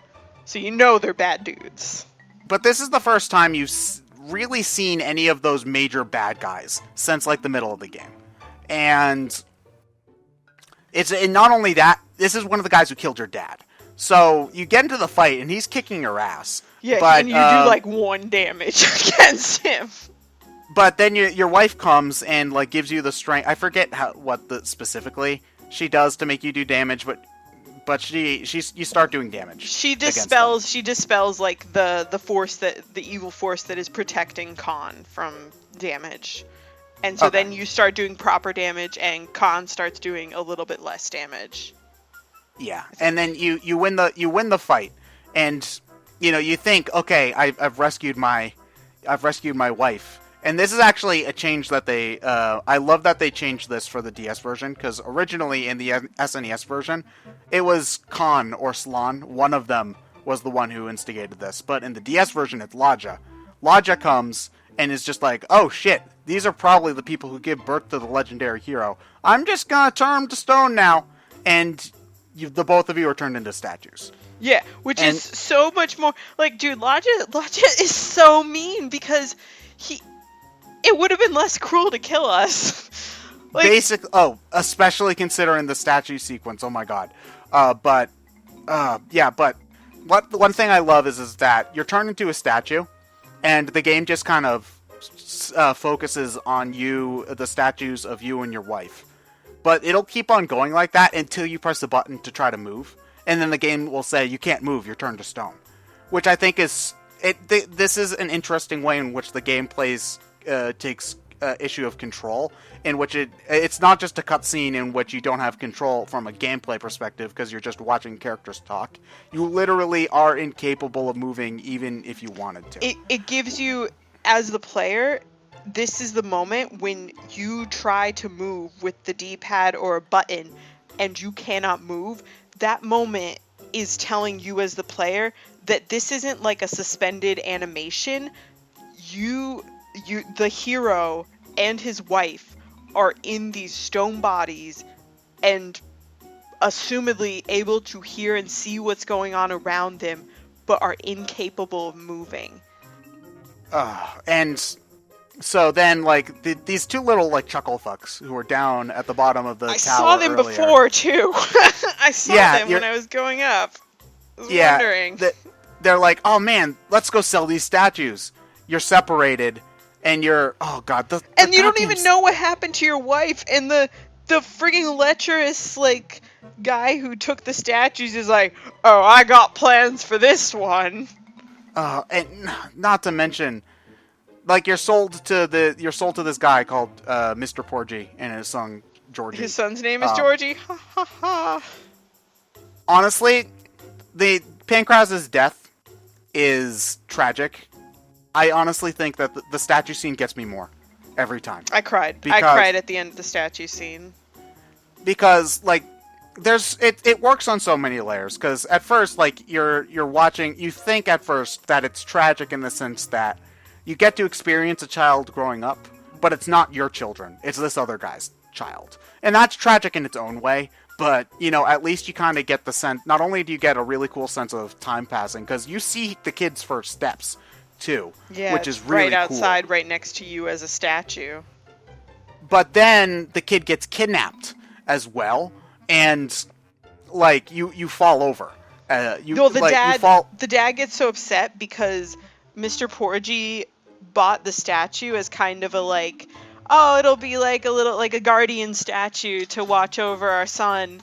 And then his son gets kidnapped and he's so upset and angry, he just literally goes up to the statue and starts kicking it and knocks it over and says, like, you didn't protect my son. And, you know, you can tell it's just rage, like, it's just misplaced rage, but you just feel terrible. And, you know, and then your character is just a statue lying on the ground. And after that point, nobody bothers to put you back up. No. And you start seeing the seasons go. Like, it goes from spring to summer to fall and back to winter. Like, you imagine the main character, like, his face stuck in the snow. Like, what's going through his mind at that point? It's making me tear up just thinking about it. Damn.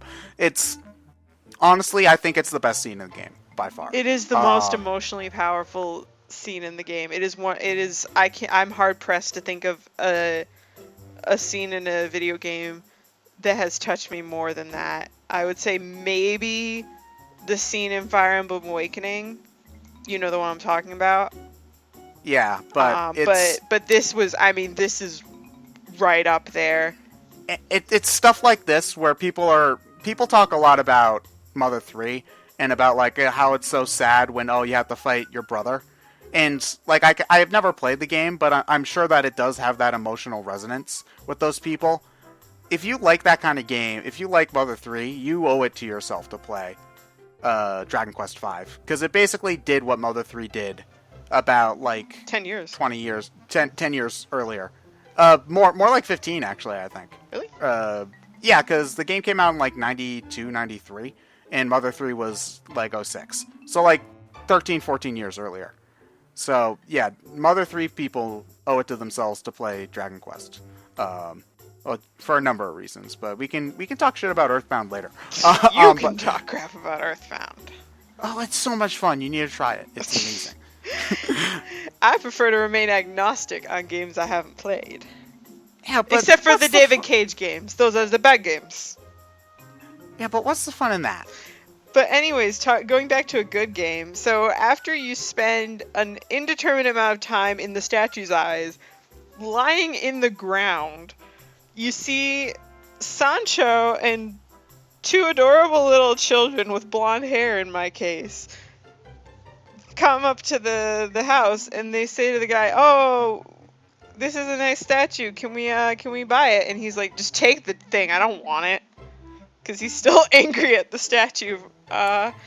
Then again, like, he's been looking for his kid for like 8 years. Yeah. At that point. And they turn you back into a human. And you find out these are your children. They've grown up into adorable little 8-year-olds, your twins. And yes, it has been 8 years, and they still haven't found your mother. Their Yeah. mother, or your mother for that matter. Yeah, you kind of put that on hold while you're looking for the person you know is still alive, Yeah, technically. But it's, I think the only place I think in the game where the writing falls a bit flat is right when you wake back up. Because it's just like, guess what, Dad? I'm also the legendary hero! And it's just like, you could have waited a little bit, I think.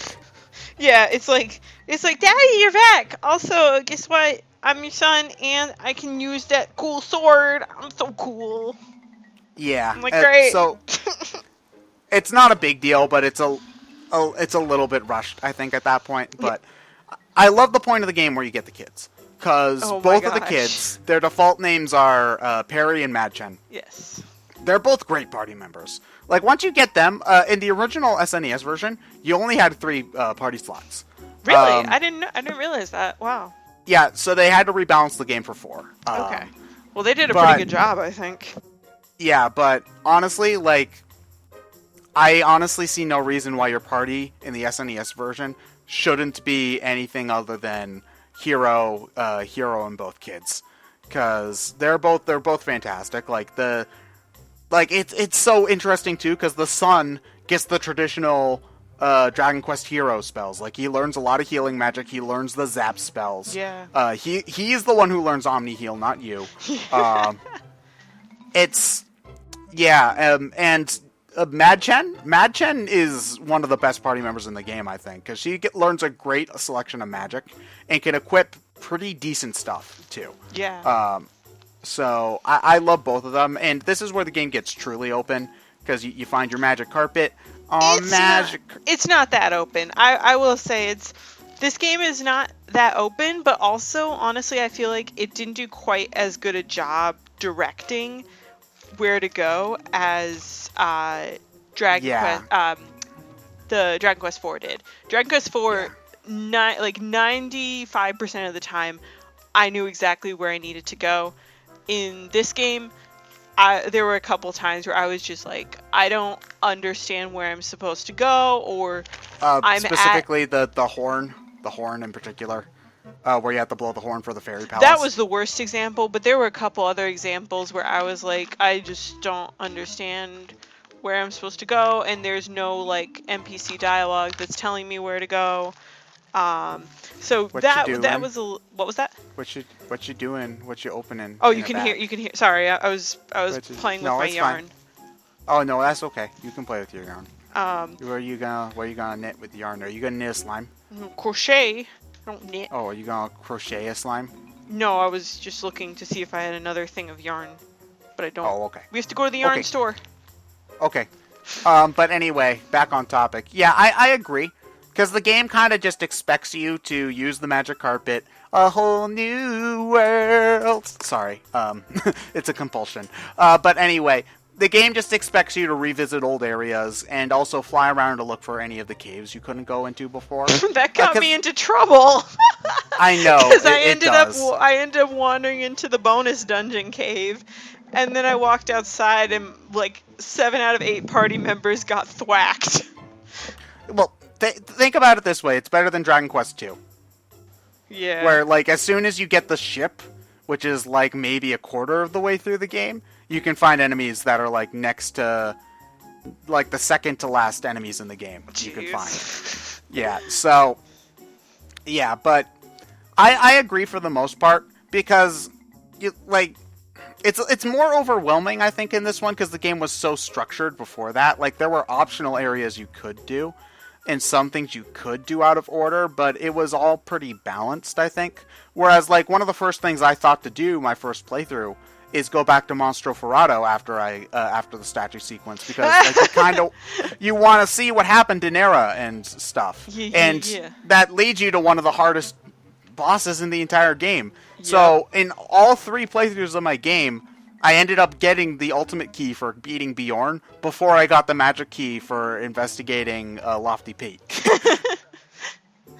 Nice. See, I knew from Ted telling me don't fight Bjorn right away because he's pretty tough. He's obnoxious. He's obnoxious. He is tough, and he's tough in a different way than I expected. Like, I expected him to hit like a Panzer, which he does. I did not expect him to spend so much like time and energy using like Kasap on me. I don't remember if he used Disruptive Wave, but I just remember a lot of Kasap. I don't think he does use Disruptive Wave, because that would undo the saps he does on you. Yeah. Because it just undoes all magic. But it's really annoying because I think you can use bounce on like you can have the hero. You can have like the child. One of the kids use bounce. One of the kids use like the shields to make a bounce and things like that. But if you do that, then you can't heal as effectively. Yeah, I never use spells. bounce because of that. I always feel like I want to be able to heal. So. Yeah, but if you do it that way, all the Kasaps will hit him instead, and you don't have to worry about sapping him. Ah, interesting. Which is an interesting. So yeah, you're playing like you're doing buff juggles, which is annoying. But it is a cool boss fight though, I will say. Oh yeah. And yeah, it's just that's I think Dragon Quest V's biggest issue is focus. I think the gameplay isn't, for as much of an amazing roller coaster ride the plot is, the gameplay loses a little bit of focus, which is unfortunate. But yeah, like really, like the second half of the game also feels a little bit more aimless, I think, as well, because you literally are just looking, I think, for stuff, and you do happen to find things, like you find out like what happened to Zenithia and whatnot, but that doesn't immediately solve the question of how is this going to get Bianca back, or Nera, or Deborah, or whatever, you know? You just kind of keep on going with it until like, oh, you can fly Zenithia up into Mount Zugzwang, and then that's how it kind of ties together, you know? Yeah. Yeah, so I think we're kind of all on the same page there, mostly. Is there any other standout sequences right from like the midpoint of the time travel shit? We need to talk about that. Yeah, that was so good. Okay, so way back in Gen 1, after you do like the ghost busting mission, you come back to your hometown and there's a guy there who looks just like you, and you're like, oh, that's weird. And it's not really made a big deal of. Like, you talk to him, he's like, oh, can I see your shiny thing? You show him, and then he's like, and then that's basically it. And he's like, hey, take care of your father. Oh man, that's. Oh, we'll get to that in a bit. So from that point on, it's just like, okay, that was weird, but I assume it'll be talked about later. And you honestly, you forget about it by the end of the game. I think by the time you get to the point where you figure out what happened, it's just like, oh right, that was a thing. Because because you're too busy thinking, like during the midpoint of the game, you're too busy thinking about how Pancras is dead, getting married, you know, being a slave, and all this other stuff. There's too much going on for you to really worry about that bit of foreshadowing from the very beginning of the game. But you eventually figure out that in order to get Zenithia flying again, you need to get the gold orb, which was destroyed by Lodja, and you do that by creating a time loop. And this is one of the coolest things in the game is that when you're playing as the kid and you're talking to your adult self, and when you're playing as the adult and talking to your kid self, you hear the two separate halves of that conversation at different points. Yeah. It's so cool because, for one, confirmation that you're not really a silent protagonist. Yep. That is so cool because, you know, there's a lot of jokes made about, you know, like silent protagonist RPG heroes, like Red in Pokemon, where once you find Red, like he doesn't say anything, he just goes ... and so on and so forth. But I think that's really cool. And just also like the lines that you hear, like when you go back and play the game again and you hear him say, take care of your dad, okay? And you just realize like so much emotion's probably going through that main character's head right now, being back in his hometown. Yeah, definitely. Like, and when you're in the time travel, like when you are in control in the time travel, when you are the older person, you can go into your house and talk to Sancho and Pancras, and if you talk to Pancras, you can say to him, like, you essentially say to him silently, but don't go to Coburg. And he's like, okay, but obviously he doesn't. Like, he still goes to Coburg. Yeah. But it's like, oh, you tried. You tried. And I love that, since they were bringing up time travel, that it's like a stable time loop. I'm playing Dragon Quest VII right now. Time travel's a part of that game. I don't think that they're going to get... I think it's pretty simple, though. I don't think that they're doing too much with it, which I think it's just go back in time, fix the problem. Oh, the island's back. Time travel is such a tricky plot device because it can be majorly confusing and not make sense very quickly. Yes, absolutely. I'm glad that Dragon Quest uses it conservatively in that aspect. Yep. And like what I love is that the way they say, so you switch the real golden orb that young hero has, or young protagonist has, for the crappy golden orb that the older one has. And when Bishop Ladia takes the golden orb from the little kid in the past, he says, "Is this really it? I'll just destroy it to be sure," because it's not actually it. Although if you look at it in your inventory, it still looks the same. It's the same sprite for the golden orb. It's the same. Yeah, but then again, when you're that old, you probably wouldn't be able to tell. Exactly. I think that's an unreliable narrator, quote unquote, problem. Where the kid doesn't notice. It looks the same to the kid. Yeah. It's shiny. Ew, look at my shiny thing, guys. What? Daddy, this guy who looks like me but big, he asked to see my shiny ball. Oh, man. Also, the nun thinks you smoking. Yeah, the nun thinks your future self is hot. Is that the same nun who's like fat and old at the end of the game? I think it's implied, because I think it's implied she stays in Wheelbrook the entire time. She's really happy and jumps up and down. Yeah. And then Punch and my little girl got really happy. Yeah. So like eventually you do get your wife back and stuff, and you go to the. That's really sweet when you get her back. Yeah, and you can add her back to your team, but she's terribly underleveled, unfortunately. She caught up. She managed to catch up quite a bit in my playthrough, but yeah, she's definitely underleveled. But what I love, there's a really sweet scene where you got your wife back, and once you get her back, you're transported back to Gotha in your bedroom, and your wife is standing at the foot of the bed, and your two kids are facing her, and like this is the first time they have consciously laid eyes on their mother, and they're 8. Yeah. Like they're like, no, they're 10 years old, because Bianca's been gone for 10 years. Yeah, so it's implied that because they say that they're 8 when you first see them. Yep. So it's implied you spend 2 years looking. Yeah. So time passing in Dragon Quest V is weird. I'm just gonna put it that way. Yeah, but I mean it's fine. It's more for plot things, anyways. But there's something so sweet about these two children like staring at their mother, and like the boy says like he says something like "Mom." Like, it's just the sweetest thing of, like, this boy just meeting his mother for the first time.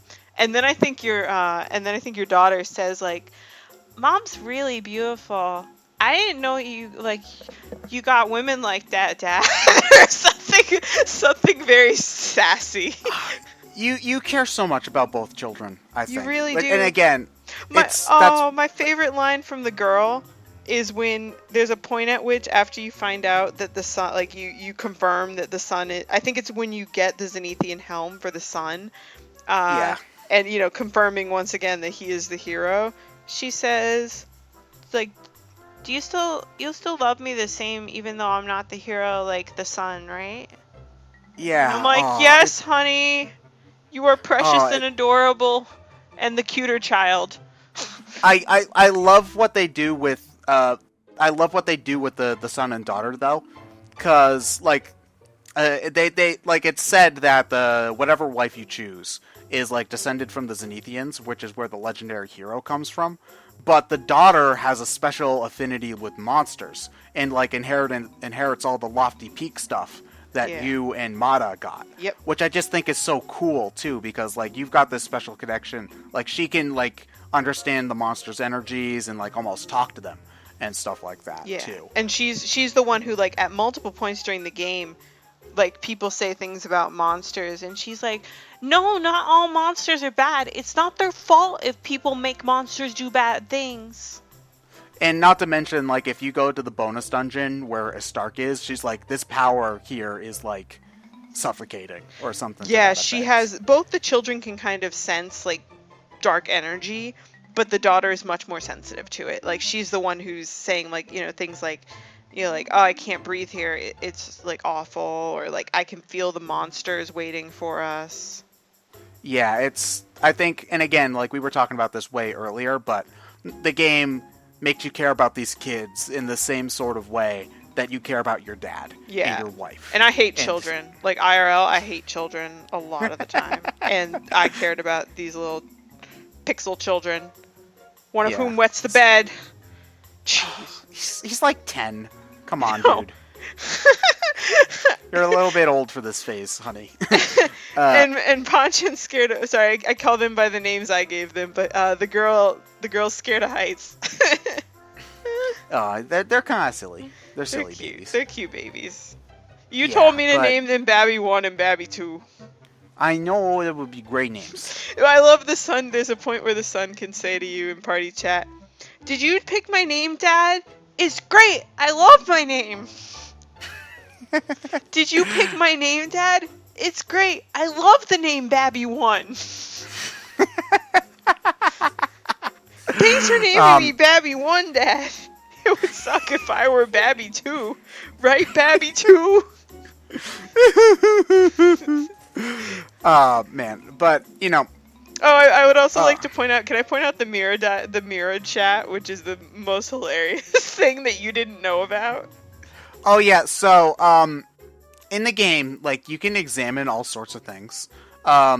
If you find a mirror, you can look at the mirror and like your lead character will say like, "Oh, they look in the mirror. The tired face looks back at them."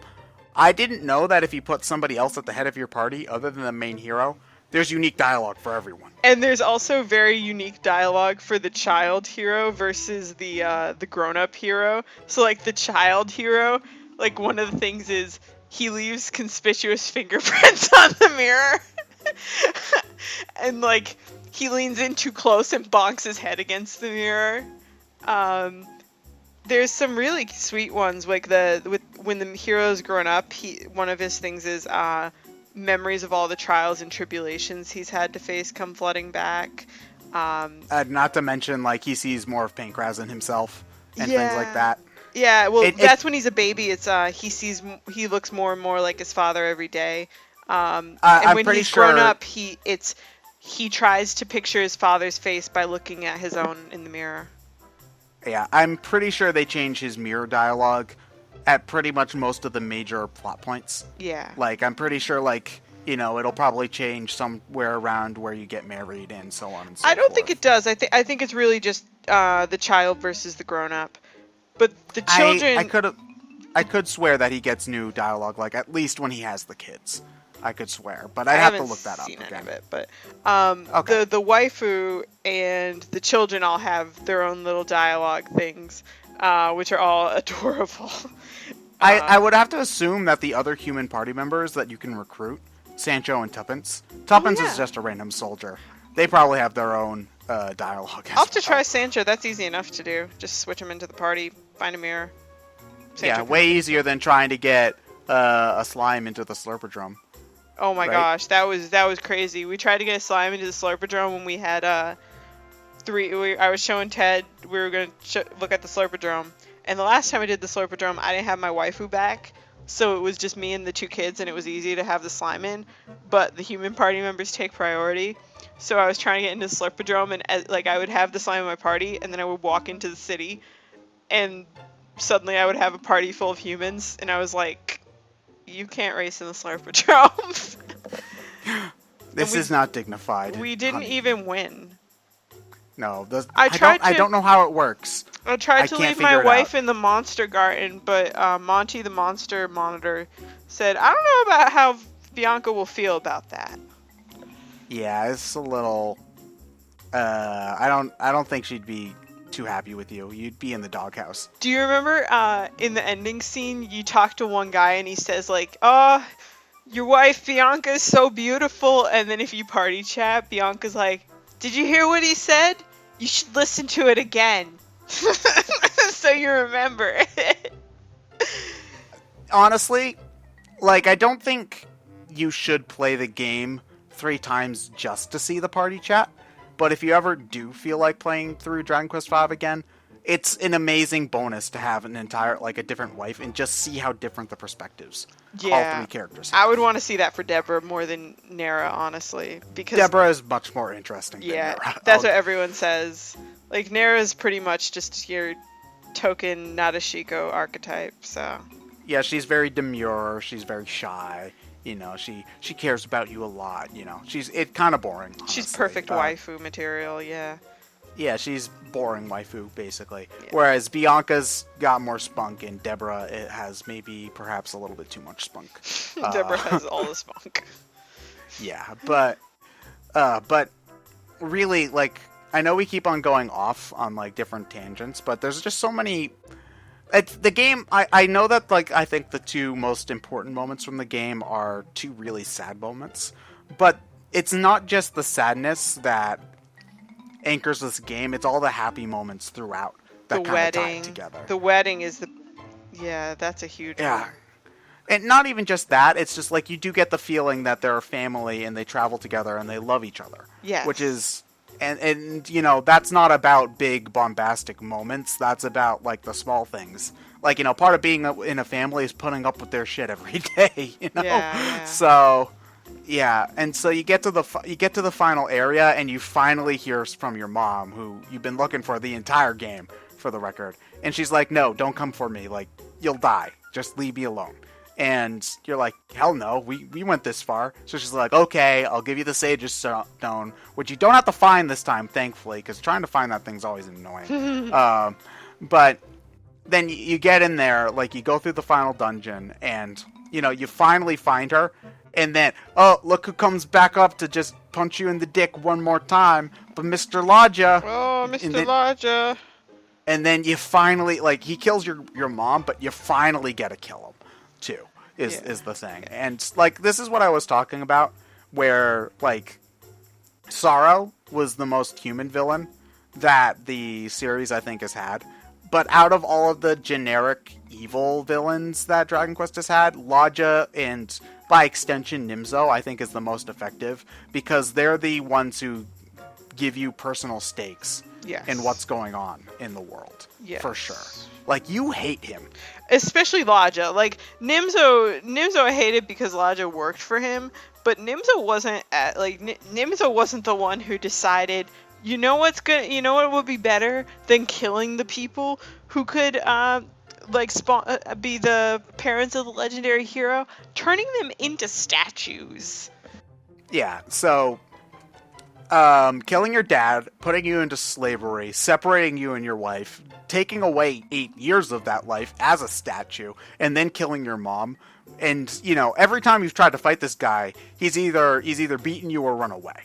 So this is like, once you and that fight isn't easy either. Like, it's not terribly hard, but the final fight with Lodja isn't easy either, because I think he gets like blisteringly cold breath or something like that, which does a butt ton of damage and all of that stuff. So I'm just so glad. I was so glad to finally get him down.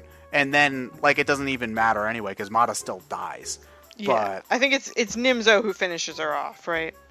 yeah, but I do think that, like, Lodja, like, interrupts whatever I think she's, like, trying to seal away Nimzo or something. Yeah, she's, like, praying to the goddess to seal away Nimzo.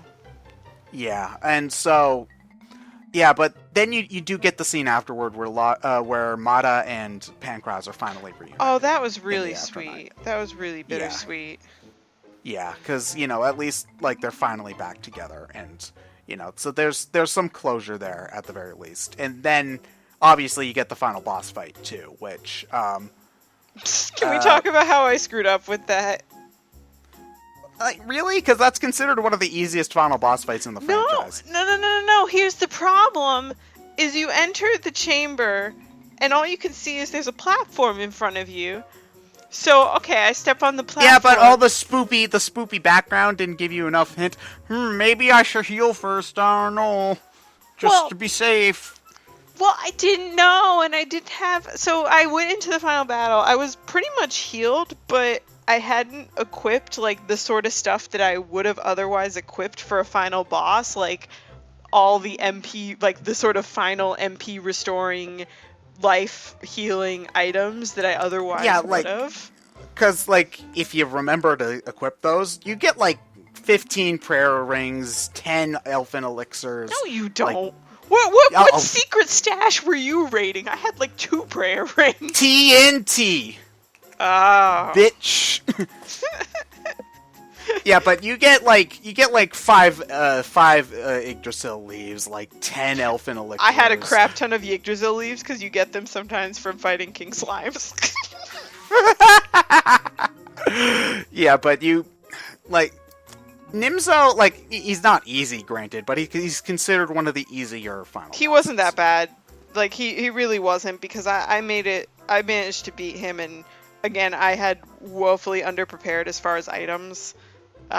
So yeah, he wasn't that bad. It was just really like, it was endurance, and the biggest issue with him is just he kept casting Disrupting Wave.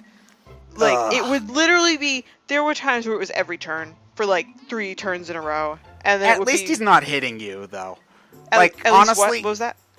At least he's not hitting you though. At that point, like he's not doing damage. If he's Yeah, casting Disruptive I Wave. was getting worried because I was running out of MP for Insolado at that point. Yeah, Insolado really is the only buff you need to worry about keeping up. Because like you'll just have to kind of, he doesn't really physically attack all that much. No. And he'll only ever hit one party, remember? Well, no, wait. In his second form, he starts doing Desperate Attack. Like when he does. Yeah, but physically... you're kind of critical hits pierce defense anyway. Well, is that what Desperate Attack does? Yeah, Desperate Attack is a critical hit from the monster. Oh, okay. So he's automatically so his programming lets him get a critical hit? Well, hold on. It's not him charging up, right? It's just him attacking and he gets a critical hit. It just says Nimzo attack, like, it says something like Nimzo attacks, like, something Desperate Attack, and then it does that's just that's a monster critical. Okay, so it must be he's programmed to have a very high critical hit rate. Because it felt like every time he did a physical attack, it was a Desperate Attack, and it did like 200 damage. Yeah, basically. Okay, so Kabuff wouldn't even have helped. All right, that's good to know. That's good to know. Yeah. But he gets like Scorching Breath though, and Cold Breath. Cold Breath is the best breath, just on name alone. Yeah, if you can get monsters with breath attacks though, you're set though. Because like they do tons of damage. Most of the monsters aren't resistant. It's just beautiful. But yeah, he's honestly not that bad, especially when you compare him to Sorrow. You know, he's no 7th phase final boss fight. So no. I was a little surprised. I wasn't sure if he would have a second form or not after his first form. Every Dragon Quest final boss has at least 2 forms. Oh, because they need to say this isn't my final form. In Sorrow's case, this isn't even my final form, like 6 times. Like the only bosses I can think of that don't technically have 2 forms is Dragon Quest II, where you fight Hargon the priest and then he summons Malroth the god, but you fight them one after another, so it's basically final boss round 1, round 2. Is that the one? Wait, is that the Dragon Lord that has the derpy sprite? No, that's just the Dragon Lord from the first game, where he's got his derpy sprite and then he turns into a dragon. Oh, okay. Like a giant dragon. Okay. Yeah. The Dragon Lord's pretty fantastic, though. In his own. Derp. Yeah, but anyway. You beat up the final. One thing I will say, I love that they do the villains that have this whole like Russian dialect going on the whole time. I love that they use like the the Russian characters for his Oh, speech. Cyrillic characters? Yeah. It took me a second to realize that it was, like, readable. You know what I mean? Like, Yeah. I thought at first they were doing, like, I haven't played Wind Waker, but isn't there a thing in Wind Waker where the Hyrulean gods are, like, talking and it's not, like, in English at all, it's in, like, a different Yeah. language? So Yeah. I thought it was I thought it was something like that for a second, and then I squinted and I was like, oh, he's talking. Yeah, he's like legendary hero and all that accompany you. It's like it's supposed to be like you can only barely understand him. Yeah. Yeah. Yoi! Sarevna is not having of anything to do with these diabolical villains. You keep telling yourself that, honey. No. But yeah, but I love when you beat the game. Like you do your traditional Dragon Quest, you see all of the different areas after you've won. But it's interactive. I love It's that. always interactive. No. It wasn't in DQ4. But in almost all the other games, it's interactive. Oh, Like, okay. You can choose to it's kind of different in 5 because the game takes you from location to location. But like even as far back as the first Dragon Quest, you can walk back to every town that you've been in. There's no random encounters and talk to all the people, and they're like, "Yay, you've saved us!" Most of the games, as far as I'm aware, let you do that. Okay. So So what's gonna happen? I haven't booted the game up since. Like I beat it this morning. What's gonna happen for the post game? Like when, because I do want to fight a Stark, but it'll warp you back to Gotha, and the game will assume that you are just about to take on Nimzo. oh, okay. So it's like chapter 6 of So, only yes, DQ4. but there's no added story content, which is kind of a shame. Like I think that DQ5 also kind of falls flat on bonus content because there's really just kind of a Stark, a few extra knickknacks, the bonus dungeon, which really isn't that interesting or long, the TNT and board. and the extra TNT board, And the Faunus party members, who are not as cute as you think they are, for the record. Starker Strike! But yeah, Bjork! But yeah, this, I actually, I thought when we were starting this, because we didn't have to talk about the gameplay as much, I figured this will probably be a shorter discussion. We're already more than 15 minutes longer than our last one. Oh, I knew it would be longer because we had a lot to say about the story. I should have thought that. It's just I forgot how many small things were worth talking about with DQ4. And each of us noticed different little small things, so yeah, it multiplied. Yeah, so I think we should probably just wrap up. Okay, I've got a question for you, actually. Yeah. Since you've played through both games so close to each other, Yeah. which one is better? Oh. That's a mean question. I know, because I don't have an answer myself. I flip-flop on them all the time. I think they're too different. Like I'm gonna go with the cop-out of they are too different to really, like, for me to really say which one is better.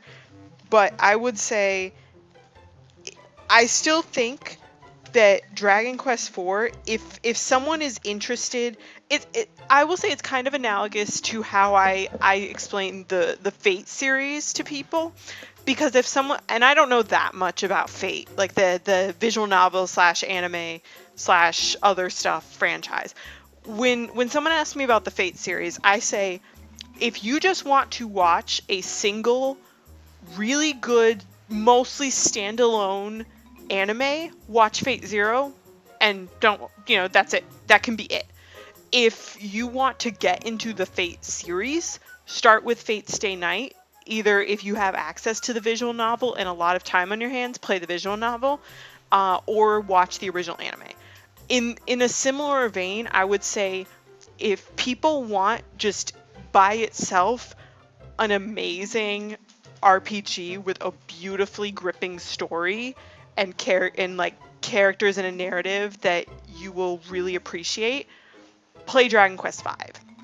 But if you want to get into the Dragon Quest series at a good starting point that doesn't have the archaisms of Dragon Quest 1 and 2 mostly, I would say from what I've seen of Dragon Quest 3, that's a good starting point, or Dragon Quest 4. Dragon Quest 4 is honestly, I think it's Dragon Quest 4 seems at the pinnacle of accessibility with modern hardware and like not being archaic and just representing a good intro to the series mechanically. So I would say if you are interested in, as I was, getting into the Dragon Quest series, like you are planning on playing other games, start with Dragon Quest 4.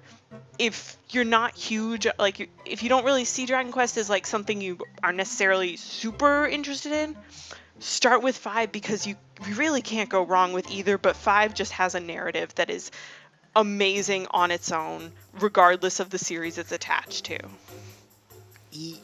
I think I get what you're talking about, where I think 4 is if you remove all of the story from the game, because gameplay is the only thing that matters in video games. Yeah, that's my sarcasm. I thought it was about frame rates, man. Oh, well, frame rates impact the gameplay, so it counts. That's a good point. Yeah, but if we're just looking at the mechanics and the structure, I think 4 wins. Because 4, it's despite being less linear, it's more focused, which usually doesn't happen in RPGs. So, that's weird. But in terms of, being as, when we talked a lot about the characters in our 4 discussion, and we still love those characters, but I love you, Elena. 5 is such an intimate feeling game, I think. And it succeeds in a way that very few other games succeed, in that it knows exactly the kind of story it wants to tell. It knows it wants to tell the story about one man who isn't the hero, but is a hero in his own right. It knows that it wants to tell a story about a family and the people dearest to you, and the story is so tightly constructed and so emotionally gripping that I think it's a must-play for any fan of RPGs. I agree. But, there's also those little niggling issues that make it slightly, it's not majorly more annoying to play, because, I'd still play 5 for its gameplay over, 3, for instance, because 3 is still a little bit archaic. And again, I'm comparing between 2 great games, so it being less great does not equal being bad. I should point that out. But you've got 5's less than perfect parts, which are kind of balanced out by its hugely amazing story. And you've got 4's really good for its time story and amazing gameplay. So it's 4 is more consistent, but it never hits the highs that 5 does, if that makes sense. So yeah, it's just fantastic game. So in the future of us in Dragon Quest, I'm playing through 7 right now. I'm still liking it a lot. I do want to do a discussion when I'm done with it, but I don't want to do it on my own. So hopefully I'll be able to find people to play with. I'm a lot ahead of Qatherine, because Qatherine hasn't even started 7 yet. Yeah. So I don't know when she'd be able to get done with it, because it's a 100-hour game.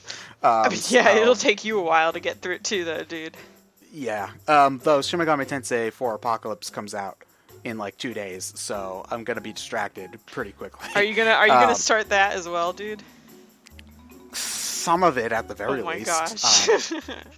Because I've also been looking up Dragon Quest Monsters stuff has just gotten me.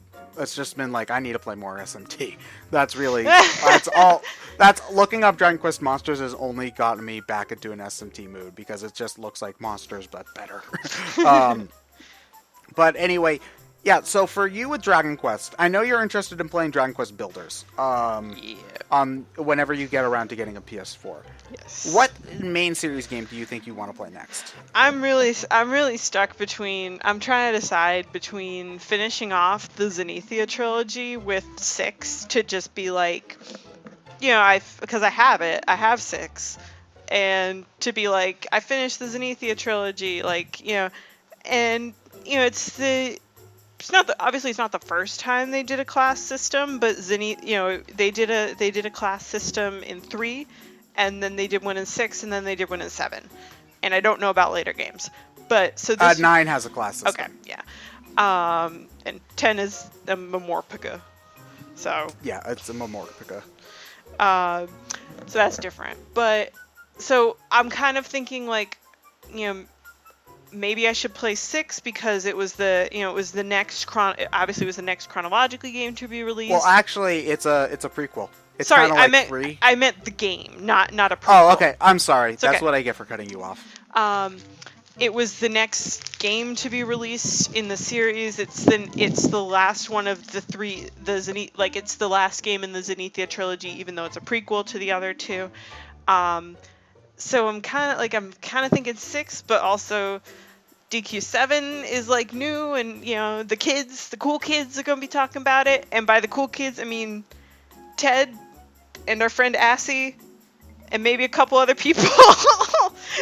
Yeah, basically. Maybe some of you viewers, maybe some of you people who are listening to a 2-hour podcast about Dragon Quest.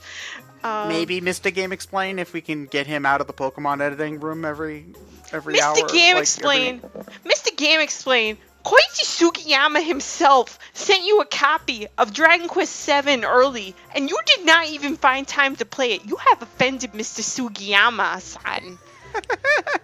Mr. Game Explain, you need to apologize, and because of your actions, I think Sugiyama-san will be very disappointed and not let us have any of his music. Not that he was going to anyways. Thank you, Sugiyama-san. There's also 8, which is coming out sometime. Yeah. It was supposed to come out this year. We're not getting it this year. No. I'm thinking February, because that's a popular... We need the release of 3DS RPG, so February. Yeah. I think we should probably both jump in with 8 at the same time, I think. Because everybody loves 8. Like, everybody... Dragon Quest 8 is the Final Fantasy 7 of Dragon Quest. Yeah. Easily. And so I'm kind of wondering if it'll live up to the hype. I'm looking forward to it. It's gotta be good. Like, the way I see it is the Dragon Quest series, from what I've seen, seems to be pretty consistent. Like, none of the games are awful. It's like I'm thinking about, the closest comparison, obviously, and the most convenient comparison is Final Fantasy. And I feel like, like 6, I've heard 6 was not as well received as 4 or 5 out of the trilogy. I don't know how 7 was received. 7, from what I can tell, well, 6 is weird because there are some diehard supporters of 6, but Okay. 7 is basically, it's good but slow and long. So apparently the 3DS version is much better, which I'm glad for. 1 is basically a historical relic at this point. The only one I see people really kind of get the one that I only see people really kind of getting on its case is 2. Because 2 is just kind of badly designed. Okay. But even then, it was old. That's it was still figuring things out. That's funny because people say the same things about Final Fantasy 2, that it was... Final Fantasy 2 sucks. It's really I'm weird. Sorry. Yeah. I'm sorry, it's just like, by the time Final Fantasy 2 came out, though, like, Dragon Quest 2 at least had the excuse of, like, it was, like, one of the first console RPGs. Like, Final Fantasy 2 came out in, like, 1990, or whatever. It didn't really have much of an excuse. That game's just bad. They tried different things, and they just did not work. Ultimately, that's what it looks like to me. Just because you're different doesn't mean you're special. But yeah, so, I mean, I feel like, I don't feel like Dragon Quest has the same issue with, like, I feel like no game in the Dragon Quest series is as negatively viewed as some of the lower points in the Final Fantasy series. Like, Dragon Quest games seem more consistent. Nothing's as controversial and nothing's as divisive. There's no Final Fantasy VIII or Final Fantasy XIII equivalent in Dragon Quest. At least in the main series. Like, there might be some spin-offs or something. Like, even those seem to be pretty consistent as well from what I've heard. But I still want to play the Torneko games. I honestly, since I'm not a fan of Mystery Dungeon, I'll pass. I'll play it for Torneko. You don't love Torneko as much as I do. You can have them. You can take the fat Irish man. Be happy. I don't care. He's got a hot yeah. wife too. Yeah. But yeah. So yeah. Obviously, if we, I think we should do talks like these. We don't have to keep it strictly to Dragon Quest. We can talk about whatever the hell we want. So, you know, if we both manage to play a game or whatever, we can do a talk about it. But I think next in the realm of Dragon Quest, like, personally, I know that I've suggested to Qatherine, you know, I would recommend saving 6 for a rainy day and jumping on 7 because it's the newer game. Because 6 is a game that I didn't finish. I got to the final boss and stopped because my party setup was kind of bad. I just love the image of your party got to the final boss. And I know what the issue was with, like, your class. So I'm picturing you got to the doorstep of the final boss and your party members looked at each other and they were like, wait, Exand, you're not a hero. We have to get out of here, Exand. You gotta become a hero. And Exand was just like, no, I quit. Yeah. So, you were that guy. You were that guy who was one class away from his diploma. You were the guy who was a PE class away from his diploma and was just like, nah.